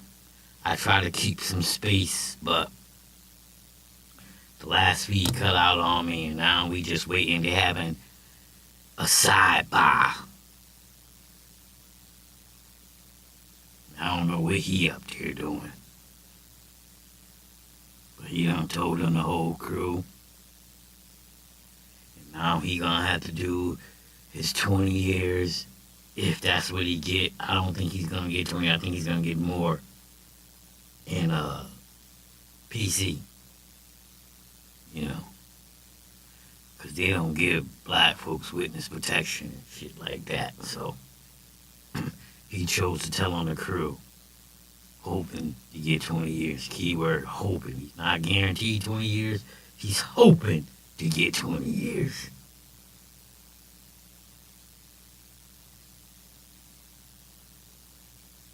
But the crazy part, he's been telling since 2017, right? 2017 is 2025. He ain't think at some point he should just get out the game. Hey, man, listen, man, I ain't doing good. I'm riding around here. I'm shooting at people. I'm doing shit to people. I'm ratting. I'm telling on my homeboys. I'm telling on my girlfriend. I should just get out the game. Nah, he just keep doing more shit, thinking telling is gonna get him out of it. But minimum, he done told up to 20 years worth of shit. Yeah, you gonna get 20 minimum. Minimum, I believe it's gonna be more, but you gonna get 20 minimum. 2 murders, bro? Listen, I don't know. We got a community of these young dudes who, you know, they gangster all day long, but then when the police get them, oh, nah, listen, I need to tell you something. I need to tell you something. I need to tell you something. Hold on. I need to tell you something. Before you close this cell, I need to tell you something.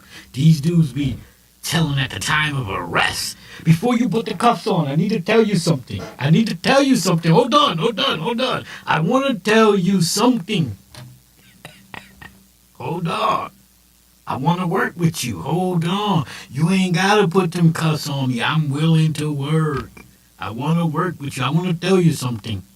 Please, officer, I want to tell you something. That's what these young dudes be doing out here. That's what they about. Oh, they tough on the internet. They tough on Instagram. They tough on TikTok. They tough in the rap songs. But soon as they get caught, they like, hold on. Listen. This what happened. My mom's, she fucked this dude. Turns out to be my daddy. You know, and then I grew up. And now I'm hanging with these homeboys. And listen, man, fuck them niggas. I will tell, man. Listen, my daddy be hustling too. I'm telling you, yeah. Listen, my girl, man, that bitch ain't shit. She gonna cheat on me. Listen. She drove us up there, man. She drove us up there. She brought us up there. Yeah, man, fuck that bitch, man. Listen. Yeah, I love her. Yeah, man, we got 20 kids, but that don't mean I can't tell her, yeah, but you gonna be locked up and she gonna be... Listen, fuck them kids, man. Listen, fuck them 20 kids we got. Fuck that bitch. I'm telling on her. Do you not understand the words that's coming out my mouth? Look at him. He up there. Look at he's smirking. He hear me. That nigga hear me. Tell me that I don't look like he's smirking up there. He hear me. That nigga telling on everybody. And they mama, listen. It's a nigga right now. He got Tommy Springfield up over his shit. He's screaming my shit now. Listen, can we get him arrested? Is he doing something wrong? He telling on A and anybody. Listen, man. That dude, he dangerous, man. He is dangerous. Dangerous. These young dudes, they will kill you and tell on you at the same time, boy. These niggas is doing everything except for staging crime scenes. They ain't getting to that yet, but these boys is... young motherfuckers, they is vicious out here. Hey, man, they having a sidebar. I'm sorry if my commentary ain't the greatest, but I'm just giving it to you. I've been around for 50 years. I done seen it all. Listen, these young boys, listen, just give up. Just give up the game. It ain't worth it. You know, we got new Charleston whites. Okay, we back, folks. We back. Enough of me talking. But hey, man, please hit that like, hit that share. I'm just a small channel, man. I'm trying to get in where I fit in on this YouTube thing. You know, my channel good, but I never do lives. So help me out with that like button, man.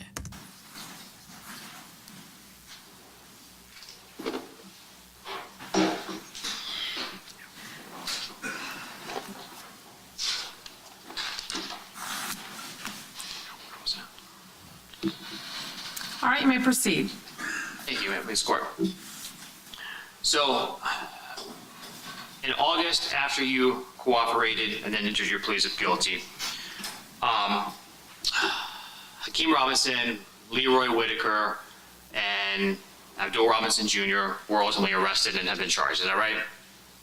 So Leroy's already locked up. On the burglary charge? Yeah. Right? Okay.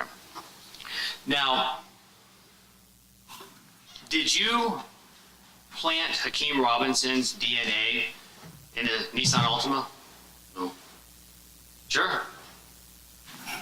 Sure, you didn't plant his DNA, right? No, I didn't. Did you take Hakeem Robinson's fingerprints and place it on that gun in the Nissan Altima? No. If what you're saying today to this jury is true, and you actually called Abdul Robinson Jr. on January 15, 2020, to let him know Charles McCormick's back, that could potentially be supported by phone records, right? Yes, sir. And you previously testified what your phone number and Abdul Robinson Jr.'s phone number was. Is that correct? Correct. And then with regard to Hakeem Robinson making it what you thought might have been an Instagram call, if that happened, that could be potentially corroborated by Instagram records, right? Right. You can't manufacture Instagram records, can you? No, sir. And if what you said was true about Leroy Whitaker being in the car, Scotty, with you and Hakeem Robinson at Charles McCormick's apartment because the three of you were there to kill him, and Leroy Whitaker had a rifle, that could be supported by if the rifle was found in the car, right? Right. Was Leroy Whitaker just in the car as a spectator? No, sir. Does Leroy Whitaker speak a lot? Does he talk a lot? Not really. Right. Did he have a lot of bullets in his rifle? Yeah. And when y'all were fleeing from the Merrill Road shopping plaza and Officer, I don't know if you know his name, Officer Collins got behind you, did he activate? Hell yeah, he know the cop name. They all work together. They on the same goddamn team. He been working for the station since 2017. You know damn well he know the officer's name. Stop that bullshit. His lights and sirens as he was trying to get you to pull over. Yes, sir. So you knew you should have pulled over. Yeah. And you and whoever was in the vehicle with you were actively still trying to flee from him, right? Yes, sir. And when you got out after crashing, you said you and Leroy Whitaker ran in one direction, right? Correct. And we saw a video of two individuals running through a backyard, right? Correct. And you said that was you and Leroy Whitaker, correct? Correct. Did you manufacture that video? No. You didn't create it? No. You didn't go... Nah, but he was fake running because he worked for the police. So just to keep his cover going, he was like fake running. So no, he didn't make the videos of him running through the backyard, but he was fake running. He knew he was going to tell later. So, I mean... Go to the homeowner and say, hey, you got to make this for me? No. No? No control over it? No. When you went to Barbara Buckley's home and you and, as you say, Leroy Whitaker entered without permission, did you put Leroy Whitaker's DNA on Miss Buckley? No. You sure? Sure. You don't think about it? You know you didn't do it? No, I didn't do it. Was he there with you? Yes, sir. Okay.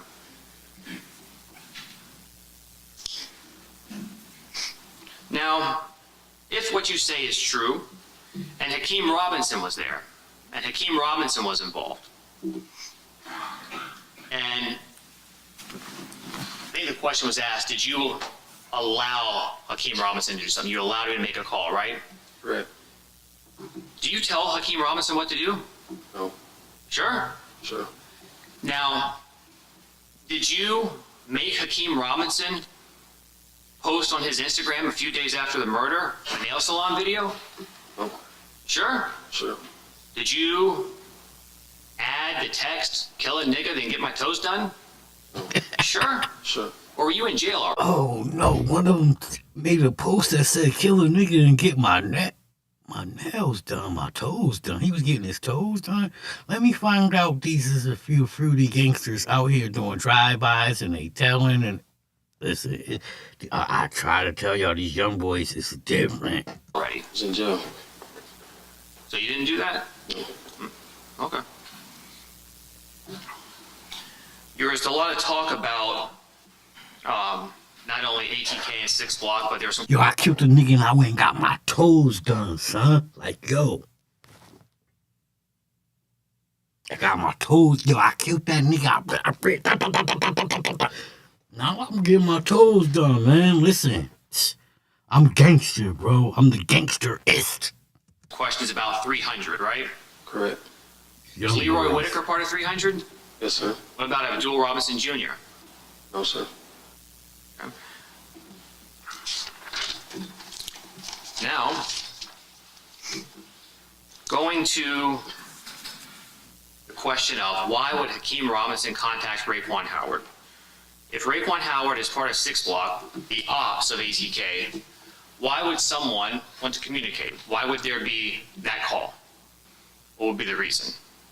Basically, like, I'll sustain unless he has personal information about it. Otherwise, I don't want him guessing. Is it common, do you know, for members of one group to communicate with their ops yes, sir. and brag? Correct.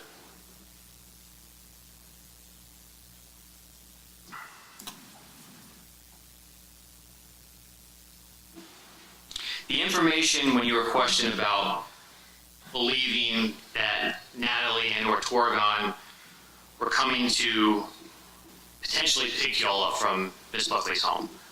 Did you personally talk to Natalie? No. Did you personally talk to Abdul Robinson Jr. on the phone while y'all were in that home? No. Did you try and send him any information? No. Who did? Leroy.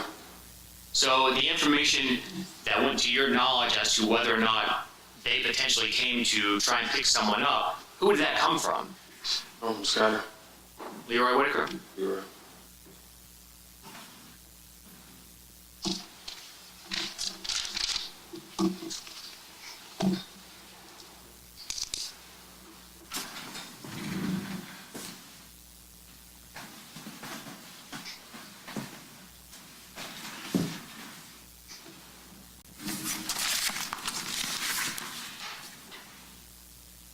You know, a lot of the things that you've admitted to here in court don't sound good, right? Right. And you're guilty of your crimes. Correct. Now, the fact that you're guilty, does that in any way alter whether or not Hakeem Robinson is guilty? Say that again. Does the fact that you are guilty for what you have committed, and is all the things that you've admitted to, all the crimes that you've pled to, does that in any way change whether or not Hakeem Robinson is guilty? No. Does it alter what happened on January 15, 2020 in any way? No. Does it change who was in that car with you? No. Does that prove the fact that you're guilty, Leroy Whitaker? Does that change the truth, whether or not he was there? No. And you did not have the ability, and if you did, tell me, maybe I'm wrong. Did you have the ability to plant and create any of the evidence in this case, such as DNA, fingerprints, call records, anything like that? Not at all. Because you've been in jail since January 15, 2020. Correct. So I guess you're just really lucky. No further questions. All right, may this witness be excused? Okay. All right, ladies and gentlemen, that is going to be it for us for today. I am going to ask that you leave your notepads behind. So as y'all see, that's it for the day. We had a lot of people in here. You know, I've never had this many people in here. I never do lives, but I will continue to follow this case first thing Monday morning. Click that like, share, subscribe so you can see me and we can watch this together because, you know, I'm trying to get some understanding how these young dudes, they killing each other and going to get their toes done. Yeah, that's what they say. I killed a nigga and I went and got my toes done as if that shit sounded cool. But that's what they doing out here. Please, like I said, I'm just a small channel trying to get my foot in where I fit in, you know. Help me out. Hit that like, share, subscribe, hit the bell, click all so you can get notifications every time I drop one of these videos. And I got a saying over here, I present you with the facts. I give you my opinion on those facts. And if you like how I do that, hit that like, share, subscribe, hit the bell, click the all, and you will see me And if you can't comprehend that, cut the shit. That part.